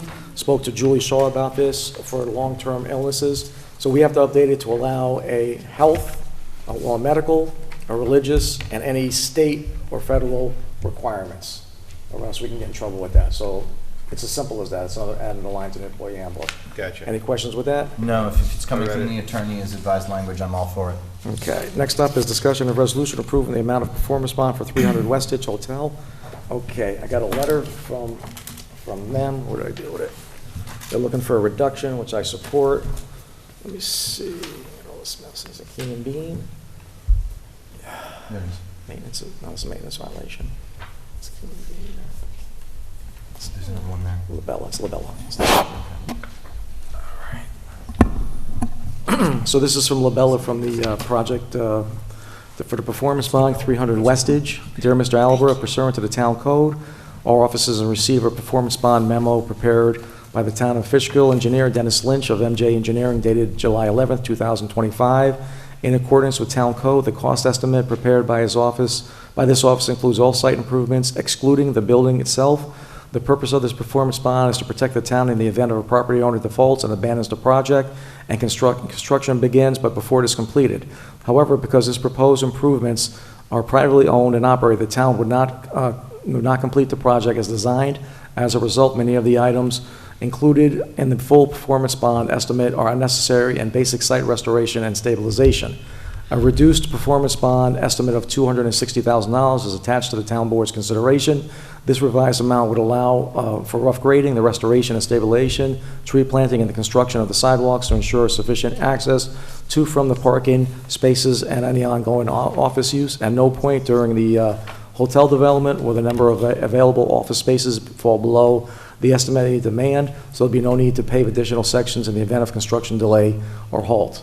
So please add this to this agenda. So basically, our engineer suggested $850,000 for a performance bond, $840,000 for a performance bond.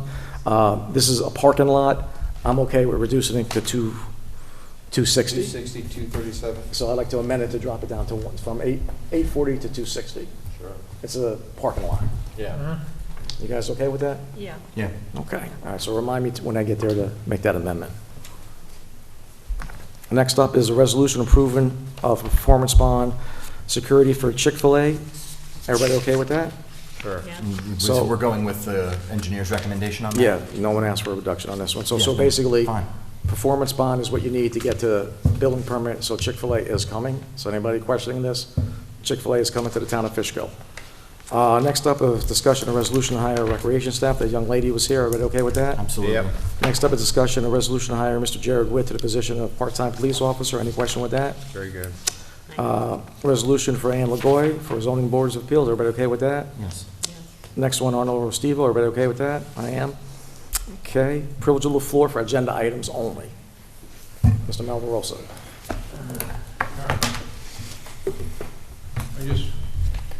Since I've been here for like 36 years and seen the Duchess Mall and everything, I don't want to. You want to buy it? No, I don't want to lament, but what I was saying is, I understand what everybody's saying about the building and everything else. Look, it's been at least 15 years of kind of like a derelict looking property. Yeah. No one was going to go like, oh, I want to go down and use those structures as a possible viable revitalization. You always knew that probably it was going to get knocked down. 15, 16, 17 years ago, if the owner decided, let's do a good thing, clear it out, it makes it more presentable, people wouldn't be illegally dumping stuff in the back. That's what I'm just, and I get the frustration of all the people because basically, it's looked like something from 1977, the Bronx.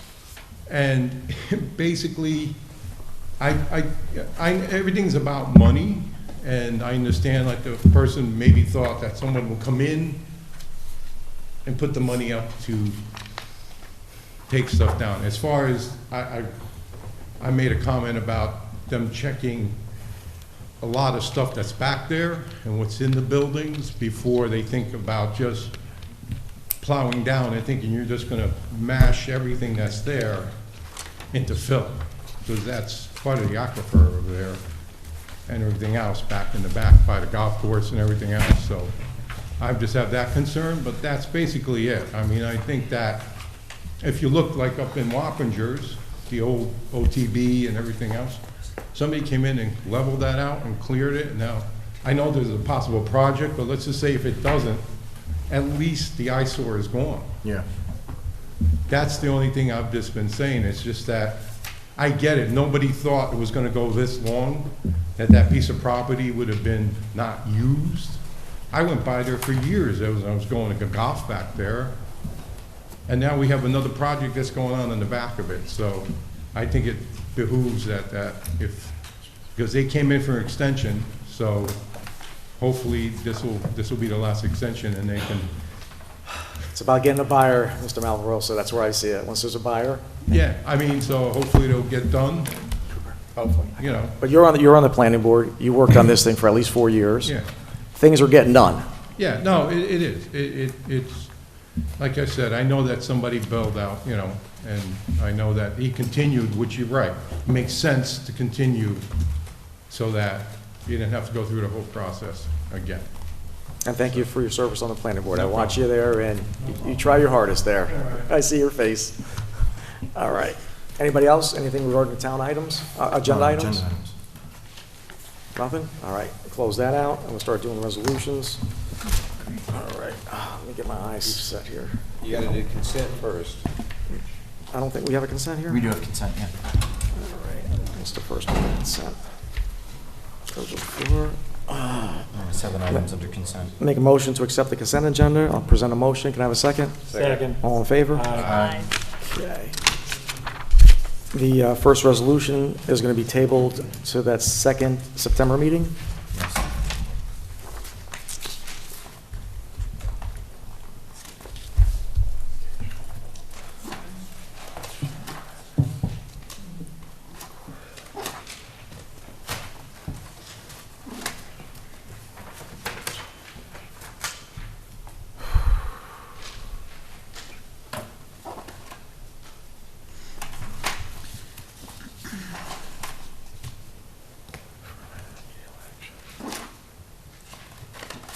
You want packet page 169, Supervisor?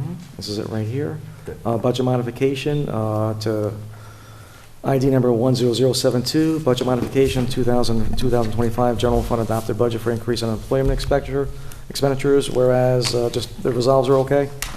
Yeah. Whereas the town has considered the project budget modification submitted by the finance office, deems the best interest of the town. Now therefore be resolved, the town board of the town of Fishkill hereby amends the 2025 general A fund adopted budget as stated herein. I'll present that as a motion. Can I have a second? Second. All in favor? Aye. Okay. 2, 3. Next up is resolution for budget modification, the general A fund for adopted budget for additional attorney fees, outside services, expenses. Now therefore be resolved, the town board of the town of Fishkill hereby amends the 2025 general A fund adopted budget as stated herein. I'll present that as a motion. Can I have a second? Second. All in favor? Aye. Thank you. Number 4, resolution approving submission of local laws and final forms by all means permitted under municipal home rule, section 20. Our town clerk, Becky Tompkins, found a little loophole here that she's trying to close with Mr. Gabba's law firm, and we have to set up a public hearing to do this. No. This is just a resolution? Yeah, I believe it's just a resolution. It's a formality so that everything's on the up and up with utilizing email to communicate to the town board. So it's just a procedural thing that she caught. It's a good thing. Now therefore be resolved that the town board hereby approves delivery of local laws in final form to the town board members by any means, by any of the methods authorized in municipal home law, section 20, include electronic delivery to the town board members and their official assigned town email addresses, with the town clerk being authorized to use such authorized method of delivery as shall be appropriate under the circumstances. I'll present that as a motion. Can I have a second? Second. All in favor? Aye. Next up is resolution to update the town employee handbook, section 502. As I mentioned, we're just going to add work-home arrangements to allow for religion, medical, and whatever state and local law requires it. Now therefore be resolved that the town board of the town of Fishkill hereby updates the town of Fishkill employee handbook, and be it further resolved that town supervisor is authorized designee. He are authorized to direct it and take all measures necessary and to give full effect of the resolution. And be it further resolved, this resolution shall take effect immediately. I present it as a motion. Can I have a second? Second. Brian, all in favor? Aye. Thank you. Number 6, resolution authorizing change. This is going to be a good one. I don't see anybody here. So we're going to name a road after a World War II veteran who was killed in combat. This gentleman was born on Brockway Road. and served in World War II, was killed in combat. So we'll see where this takes us. This is a private road, so it might cause a little shake and bake. No? An email was sent from an individual on behalf of the Jehovah Witness.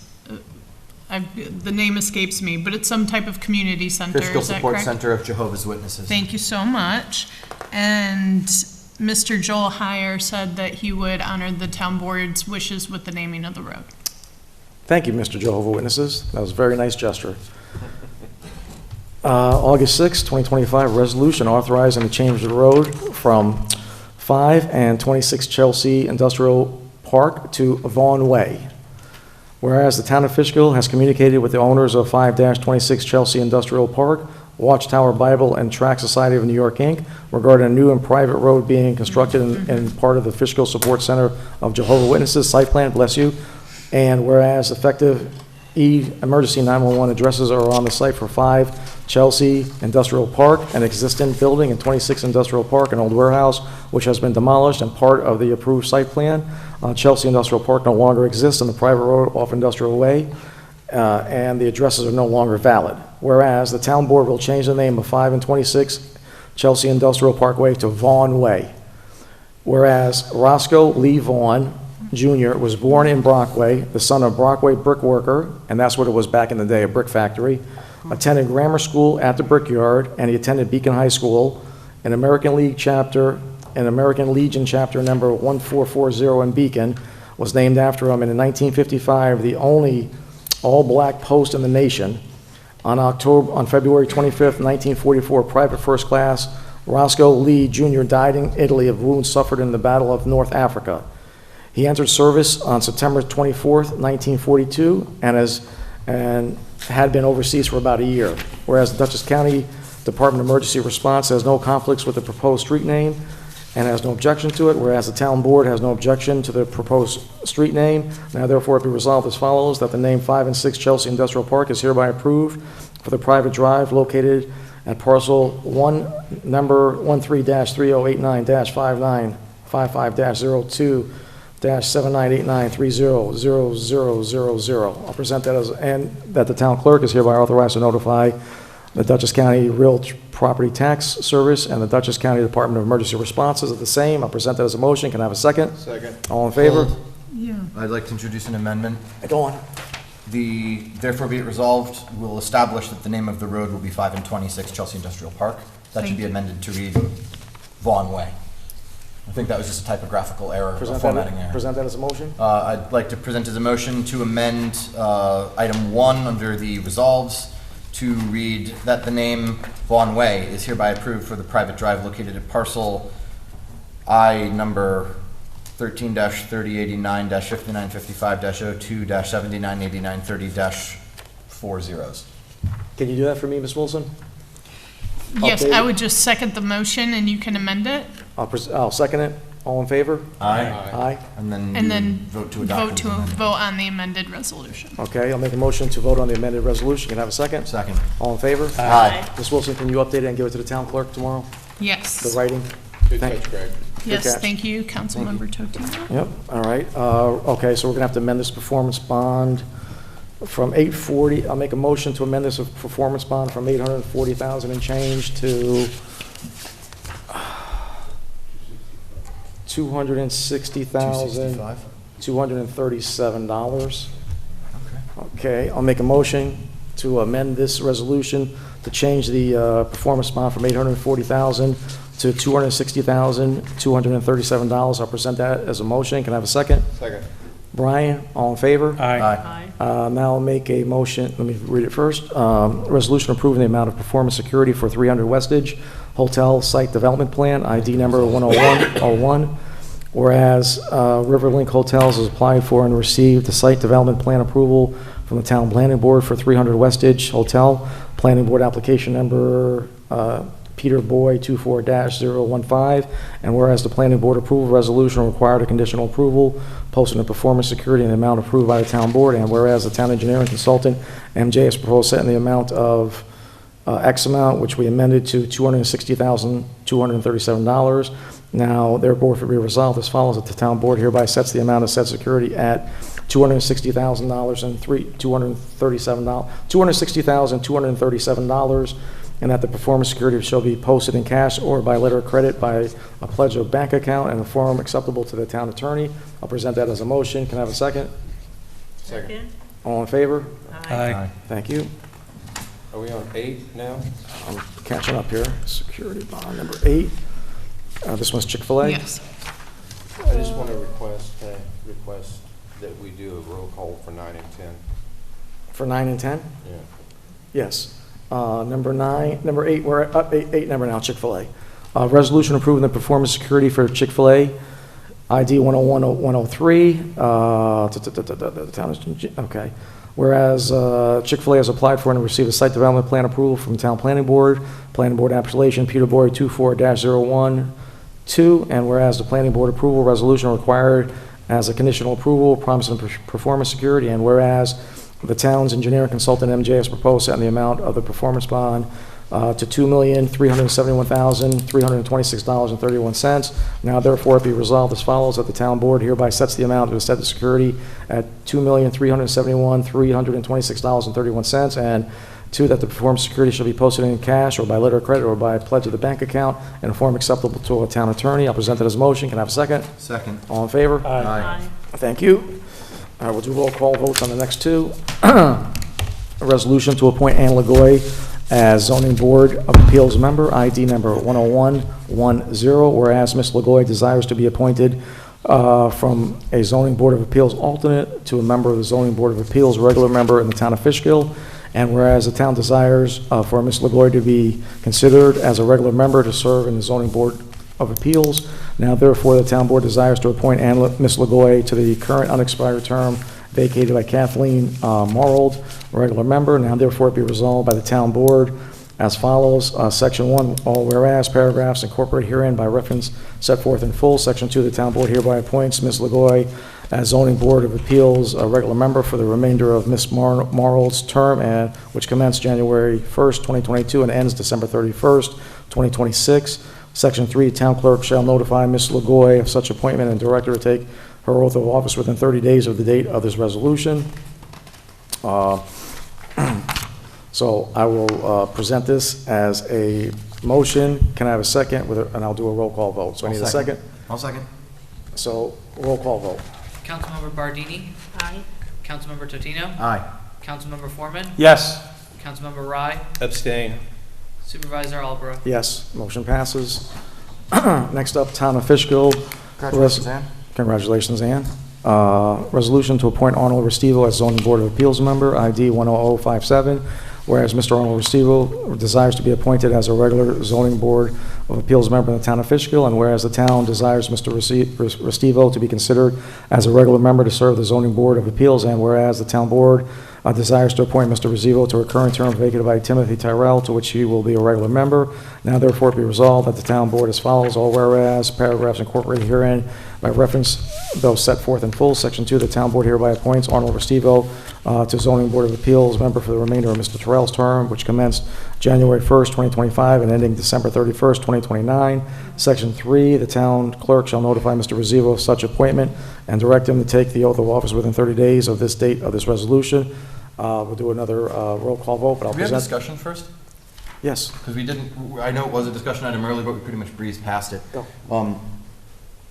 I've spoken with the candidate. I'm happy to place the candidate on the Zoning Board of Appeals, but I would just like to pause in light of the comments that were made earlier by one of our Zoning Board alternates and ask if any of the board members would like to reconsider the resolution to make him a full member and perhaps consider Mr. Khan for the full member position and instead revise this to appoint Mr. Restivo as an alternate instead, as we do now have an opening due to the appointment of Ms. Lagoy.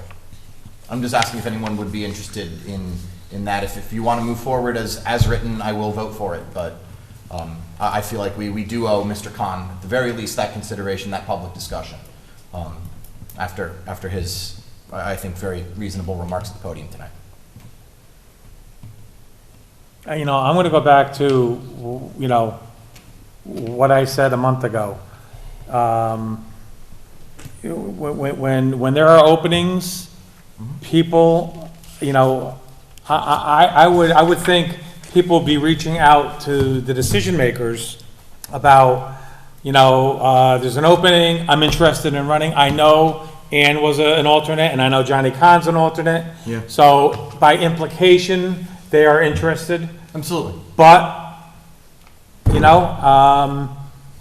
I'm sorry. I heard from Arnold. Yeah. I'm sorry. I have nothing against Johnny Kahn, and I appreciate everybody who sits at those meetings, who sits on the planning board, the alternates.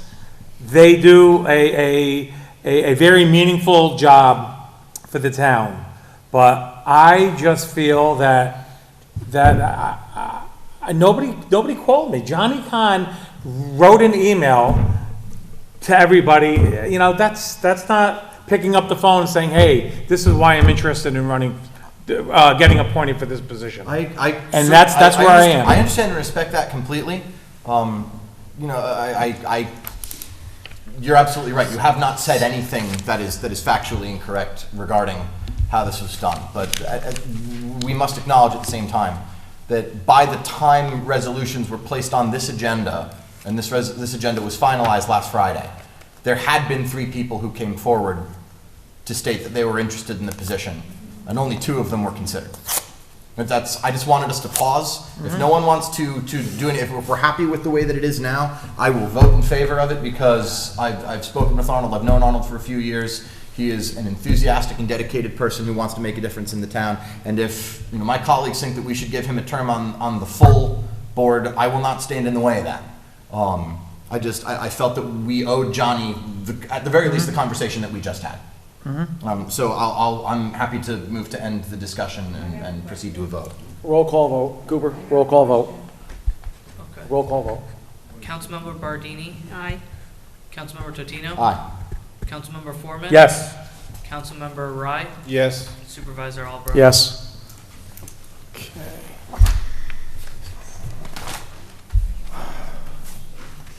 We did Chick-fil-A, we did Ann, we did him. Is this the last resolution? Okay, I think it's the last resolution before items just consideration. Okay, this took a while to get here. Town Board of the Town of Fishkill. I've been working with this with Councilwoman Bardini. Meeting date, August 6, 2025. Subject, resolution and commemoration of the historical cemetery. Strike that.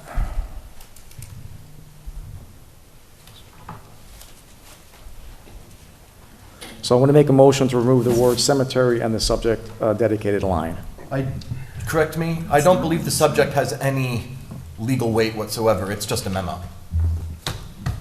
I can't speak to the subject. That wasn't the title of the resolution that I drafted. Yeah, I missed that. Okay. So basically what I'd like to do is just remove the word cemetery and just go with resolution in commemoration of the historic monument, originally dedicated in 1897. You'd like So remove the word cemetery. Cemetery and Yep. Yes. That would be it. Everything else looks To good. now read resolution in commemoration of historic monument originally dedicated in 1897? Yes. Okay. May I speak now? I didn't want to take up your time because I know. believe we need to read the resolution first and then open to discussion, and then it would be appropriate. Are you opening the floor to all discussion on items again? Because I think that that's what it would be. The board did offer for comment, but I will defer to the supervisor. Can I just say that we passed the point where, agenda items can be commented on, Nothing against. We have made exceptions. We in the have made past. exceptions. Somebody else from the audience just wanted to speak about the last resolution, so that's my only concern is that No if you offense, do it, you Mr. would Brown. open it up theoretically for any audience members, and you've voted on the majority of the resolutions. Correct. So you can give us what you have, if you want. Well, first of all, I just don't understand what this whole, I understand it's for the 250th anniversary. So you wrote the cemetery that you're It's- commemorating. I just need clarity on which We're gonna strike the cemetery. word, we're gonna strike the word cemetery out of there. Right. Okay. In fact, I think we just did. Well, we didn't Right. vote on it We yet. didn't vote on it yet? Okay, yes. but the plaque that you're going to put on the property, which I object to, first of all, I don't know, is that something normal that the town puts plaques on people's property? It's not gonna go on your property. It's gonna go on my property, on the town portion of my property, or It's gonna state. go on, it's gonna either go on New York State Right, property. but it's on my And property. most likely it'll go on town easement on the town of Fishkill Okay, property. I understand, but it's, Not on your it's property. property on, it's part of my property Yeah, but you don't that I own it. maintain. Am I correct? I clean sidewalks, so it's technically on my property. I understand. But what's the reason for it? Could you first explain that? So So you're gonna put a plaque that was erected in 1897. Yeah, But this Mr. is Broccoli, about the if I let you 250 speak, I'm gonna have to let other people speak. Let me read the resolution Right, okay. and see what the board members want to do. Resolution, first of all, I'd like to make an amendment to change the resolution in commemoration of historic cemetery and monument originally dedicated in 1897. I'd like to make the motion to remove cemetery and the letter "and." I'll present that as a motion. Can I have a second? Second. Brian, all in favor? Aye. Okay, now I'll read the resolution. August 6, 2025, subject resolution in commemoration of historic monument originally dedicated in 1897. Resolution number ID number 10096, whereas by resolution dated September 25th, 1897, the Town of Fishkill Town Board authorized the Daughters of the American Revolution, DAR, to place a monument in the vicinity of the intersection of Route 9 and Van Wyck Lake Road in honor of the Revolutionary War dead. And whereas the DAR monument was formally dedicated during the historic ceremony at 2:30 p.m. on October 14th, 1897, in the vicinity of the intersection and presented by honored guest General Daniel Butterfield, a Civil War veteran. And whereas sometimes prior to 1912, the DAR monument was moved to the corner of Route 9 and Van Wyck Lake Road, where it remained until around 1973, when, due to road construction, the monument was relocated to the Van Wyck homestead, located just north of this intersection, where it was rededicated on October 14th, 1979, and remains today. And whereas in celebration of America 250, the 250th anniversary of the Declaration of Independence, the town board proposes to dedicate a commemorative sign and flagpole bearing the Betsy Ross flag at the intersection of Route 9 and Van Wyck Lake Road, with a rededication ceremony to be held on October 14th, 2025 at 2:30, exactly 128 years after the original dedication. And whereas the proposed site for this installation lies within the right-of-way of New York State Route 9 and requires approval from New York State Department of Transportation, or alternatively, that the proposed site may lie within the town's right-of-way on Van Wyck Lake Road. Now therefore it be resolved as follows, that the town board reaffirms the historical significance of the September 25th, 1897 resolution authorizing the Daughters of the American Revolution Monument and a subsequent dedication ceremony held on October 14th, 1897. That the town supervisor is authorized to communicate with and obtain all necessary approvals from the New York State Department of Transportation and/or the Town of Fishkill Highway Superintendent Carmine Istvan for the installation of the commemorative sign and flagpoles. 3, that the town supervisor is authorized to work with the town highway superintendent, Istvan, to install a solar-powered flagpole and Betsy Ross flag at the commemorative site. 4, the sign will be made by the Highway Department and designed by the Highway Department Superintendent Istvan, Town Clerk Rebecca Tompkins, Deputy Supervisor Harold Brilliant, Councilwoman Jacqueline Bardini, Confidential Secretary Joseph Perone, and Town Historian Robert Beccari. The design will consist of the following at a minimum. On the left side, a picture of the monument. In the middle, a sketch of the approximate locations of the monument over the years. And on the right side, a copy of this resolution. If space allows, consideration will be given to add the 1897 resolution and the town seal. Number 5, that a public rededication ceremony shall be held on October 14th, 2025 at 2:30 p.m. To mark the historic occasion. That the town supervisor is authorized to execute any and all documents necessary for the implementation of the terms of this resolution. Any discussion from the town board members? I'm just, I know, listen, I went back through your presentation of this because I asked for it you know, so I could look at it, the home computer. It looks very thorough. I understand, I really don't know what you're thinking right now, but I have been witness to lots of things here ever since I've been here. And for me, I don't see anything wrong with this. I think it's a nice touch. It's something that he wants to do, you know, we got to compromise here. And I think, yeah, for the 250th and et cetera, I just don't have a problem with it. And I do know, as a side note here, I do know that Carmine at Highway has a very sexy machine to make signs, and they can design anything that looks so beautiful and magnificent. So I'm sure it's going to look, I feel, without even any advanced knowledge of how it's going to turn out, it's going to be primo and something that we'll all be proud of. Just offering those thoughts. Yeah, and I'm cut off, John. The supervisor and I have had a couple meetings, I think, related to this topic. I would want to hear what the objections are. Councilman wants to hear him.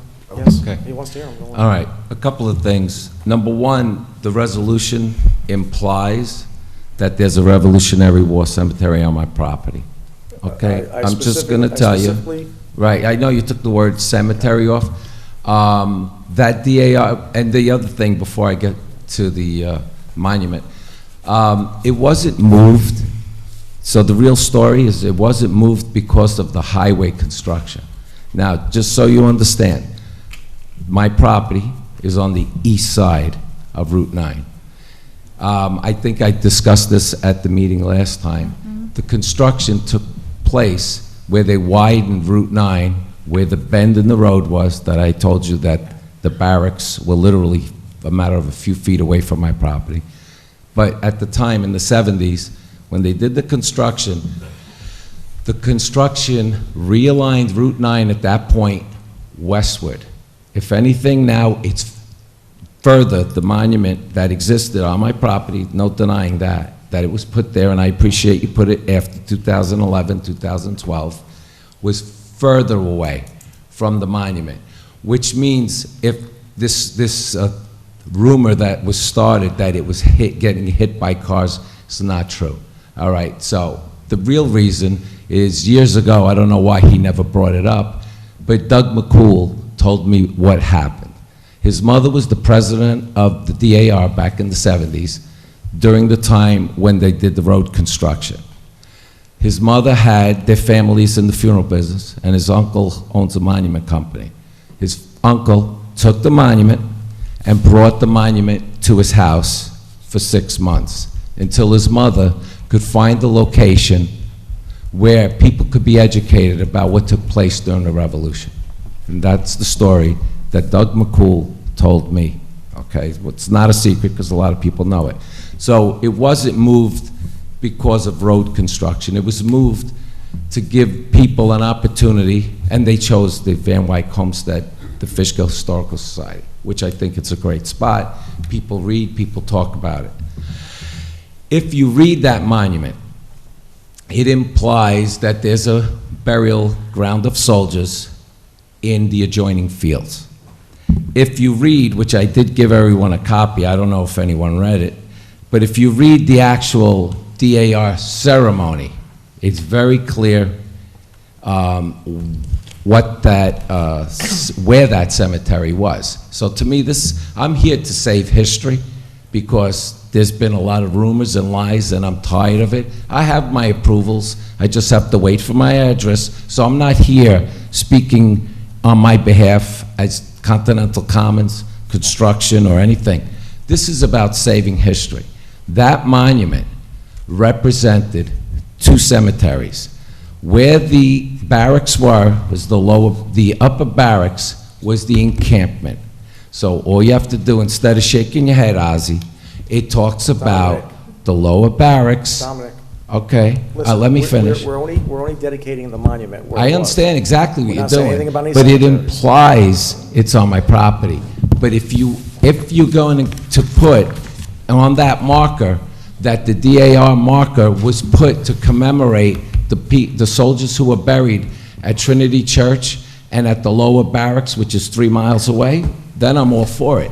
But you're implying that the soldiers are buried on my property. That's my only issue. Respectfully, Mr. Broccoli, this resolution is the product of a few months of very careful consideration and planning, because the intent, and as I read it and as our attorneys read it, this resolution specifically avoids making any claim about the location of any type of burial ground. And as the supervisor noted, there appears to have been a clerical error in the subject line of the original memo, which has since been remedied. Right, I don't know if I wasn't here, if that would have been remedied. Maybe that was remedied because I showed up, but that shouldn't have been there. But does it imply that the soldiers' cemeteries that being addressed in the monument were located 1.5 miles north and 3 miles south of my property? It does not make Right. any implication I know it about doesn't. the location of the cemetery whatsoever. That's my because point. I don't wish to speak on behalf of any of my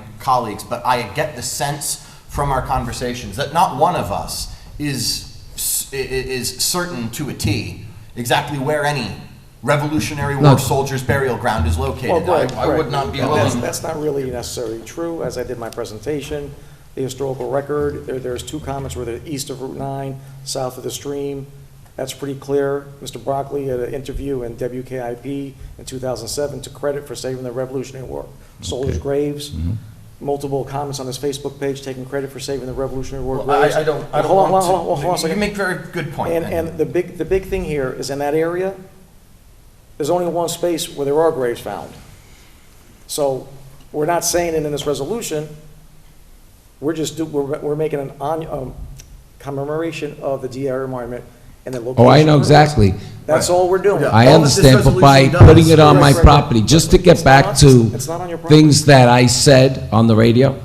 No. You said it wasn't there. You No, just came here a few moments ago saying there is no Revolutionary War cemetery. Yeah, no, Years on my ago, property. you took credit for it. Okay, could I say something now about that? That radio show was, I think, in 2015. I think it was 2007. 7? KIP, WKIP. I don't think it was 7. It was probably 15. You said it. But or 14. I'm going to explain. I too, like many of you, were fooled because I didn't know the history of Fishkill. I too didn't know that people doctored up my archaeological studies at the time. It was only because of an investigation that I did in lawsuits that I learned that what I thought back in 2009, when I got my report, where it said, it implied there's a Revolutionary War cemetery on my country, property, I wasn't of the notion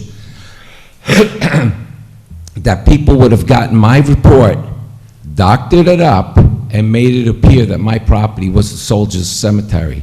I since learned that this was a big scam. Mr. Broccoli, That's why I said what I said back the town then. the town board in the 2007 or 2008 comprehensive plan states clearly that we Okay. should preserve the Revolutionary War burial area. I understand. Most of the members on this town board were on the most recent comprehensive plan. Okay, Um, so when you're the one that made those comments. I told you why, because I was fooled. I didn't know that the State Historic Preservation Officer, Doug Mackey, was part of the scam. I didn't know that back then. I only learned all these things. That's why it was inserted into the comprehensive plan. It was all a lie. It was all a lie. I don't think it's productive to rehash any of the No, but I'm telling you, as the people of Fishkill were fooled, so was I as the landowner until I learned better. I take you at your word, but I just want to redirect us back to the matter at hand, which is the resolution. I understand that this is a fraught issue. Okay. This resolution was specifically crafted in such a way as to not make any claims about the location of the burial ground, but simply to provide the residents of Fishkill and tourists and anyone traveling through the town of Fishkill an ability to know where this monument has been located during its history. Now, we don't know exactly its initial location. It was initially located on the Duchess Small property. Why don't you put it there, Ozzy? That's where it was. In 1897, the commemoration took place on the Duchess Mall property west of Route 9. So why isn't it that you're not placing it there? It's not there because the place that it was for the longest time was that intersection, and we have control of that I intersection. don't know about that. I do know about that. I don't think you do. Okay, what's your other? I'm just telling you, it's You had not. questions for him? Any more questions? John, you asked him for a question. I didn't, I wanted to hear his objection. All right, Okay. so if you want to put it where it first was, that's fine. Put it on the Duchess Mall property. Why are you objecting to that? Could I ask? If that's where it was, I'm you gonna talk put it- about the ceremony, put it on the Duchess Mall property. It's gonna go at the intersection of Route 9. and So then you're what- bringing it on my property, even It's though not it on your wasn't there in property. 1897. You don't own that property. It's on my property. All right, any other comments? No, I sir? just want to hand this in. Thank you very much. Were you going to say something? Sarah, I've lost track myself. matter? Have we voted to amend the title? of the Yes. Not resolution? yet. We voted to We amend voted that. to amend the title, but we haven't voted to adopt. Okay. It was my understanding that you said it was a subject heading, that that's not the title, or it is the title? The format is different. I just need clarification. The resolution memo here refers to it as subject, and then it has a resolution number. Cooper? So you're talking about amending the resolution title? Just the title, right? Is the title what's listed in the Yeah, subject? You want to remove. Yes. wanna Okay, then remove you the word amended that? cemetery and- Yes, then vote on it as amended. I don't want to interrupt you, but vote on it as amended as the supervisor read it.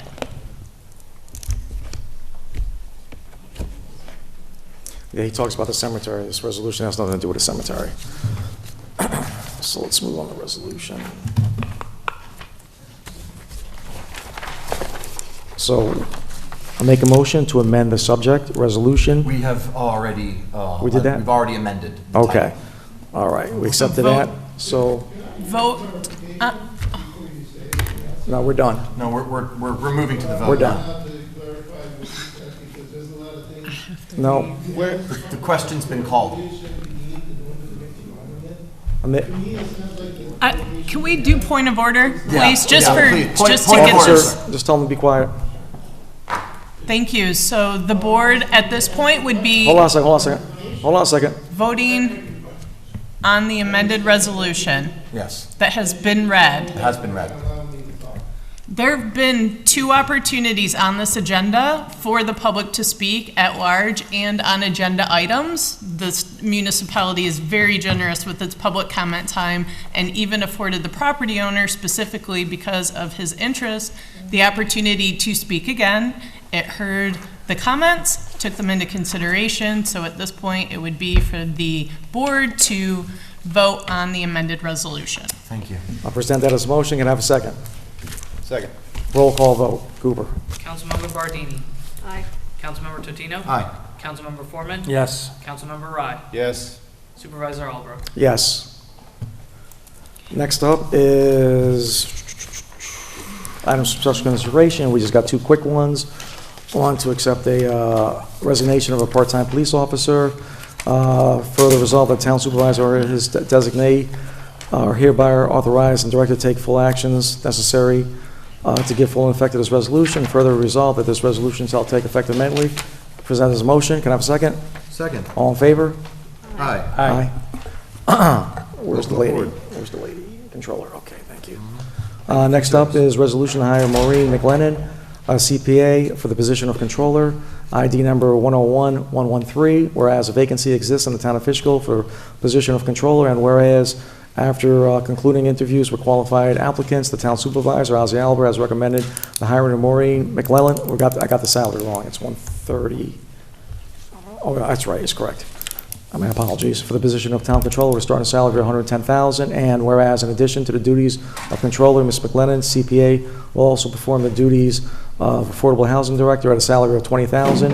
And now therefore be resolved, the town board of the town of Fishkill hereby appoints Maureen McLennan, CPA, town controller, and affordable housing director, subject to completion of the background and preliminary screening and approval by Dutchess County Department of Human Resources. Be it further resolved, the town supervisor and/or his designee hereby authorized and directed to take all necessary action convenient to give full faith to this resolution, and be it further resolved that this resolution shall take effect immediately. I present it as a motion. Can I have a second? Second. John, all in favor? Aye. Aye. Beautiful. All right.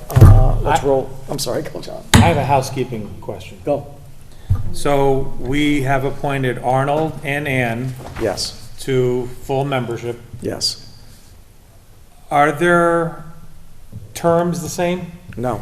The chairman has a different term. I don't know exactly than the other. I'm talking about these two. They're different, yeah. One ends in 26 and one ends in 29. I think Ann's. We haven't Ann was really. appointed to the term ending in 2026. It's on the agenda. Arnold was appointed to the term ending in 2029. It's on the resolution. It was in the resolution of Okay. appointment for each of Yes. them. So Ann's term ends next year in December. Arnold's is 29. Are you good with that? Well, They're all different. I understand. I just think that since Ann has a little more time than Arnold does, I would think we would have put her in for the longer term than. We could Arnold. entertain a motion to reconsider I'm on those two just- resolutions and then amend the dates. I'm okay if John wants to do that. I'm okay with that. I'd second that. It would be appropriate given You wanna Ann's do it, experience make and a I do. background. So I make a motion A motion to reconsider? to reconsider. Or is it motion to revoke? No. We want to change the dates. I think our attorney has something to say. I don't, I need more clarification from the board. What is it that you would like to do? So tonight we appointed Arnold Restivo. I understand. Got it. Do you We want to Ann? change the terms. We want One- Ann's term to end at 29. Arnold's term Arnold's to to end end in in 26. So the resolutions with regards to which term. I understand, yeah, I'm thinking procedurally what you need to do now. This was in the resolution, why is it now? Because I was just reading and I didn't see the terms. And I brought it up. I know And now I have it's an, now I We have know. 200 I know pages what of it agenda, is. John. I We're not just always don't gonna know catch if you everything right repeal away. it. I don't mean to, I know, I understand. I don't mean to get mad. No, that's fine. Yes, I would suggest that you do a motion to revoke the resolution for each appointed member. No, I'm And, not gonna go for that. and then you would have to amend the resolution with the revised date and then vote on the amended resolutions. Is there any way to speedily do that right now? No, it's procedure. So you'd have to do it that way, or you can reconsider it at the next meeting if the board wants to let it stand as is for now and then have more discussion. I just assumed get it done now. Same. So you got a second. You're the second? I'm the second. For revoking? Yeah. Okay, so I can, it's resolution ID 10057 for Arnold Restivo. The resolution to appoint Arnold Restivo as a ZBA member. The board's revoking this motion. Once you read that, I'll This just make the resolution. motion.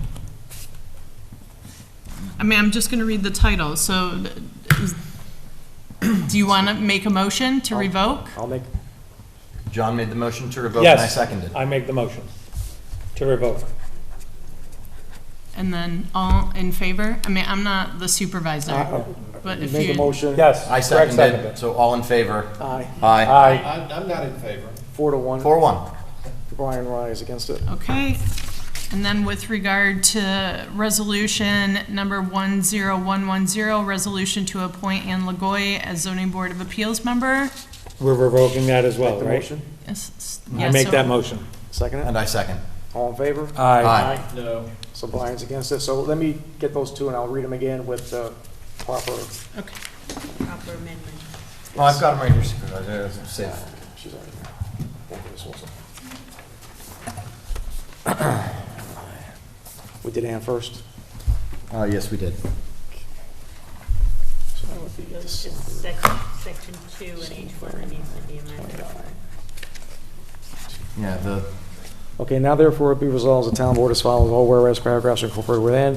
The town board hereby appoints Miss Lagoy as zoning board of appeals regular member for the remainder of Miss Morrell's term. Mr. Ms. Mr. Tyrell's term. Okay, that has to be changed too, Yeah. Mr. Tyrell's term. Mr. Tyrell's term.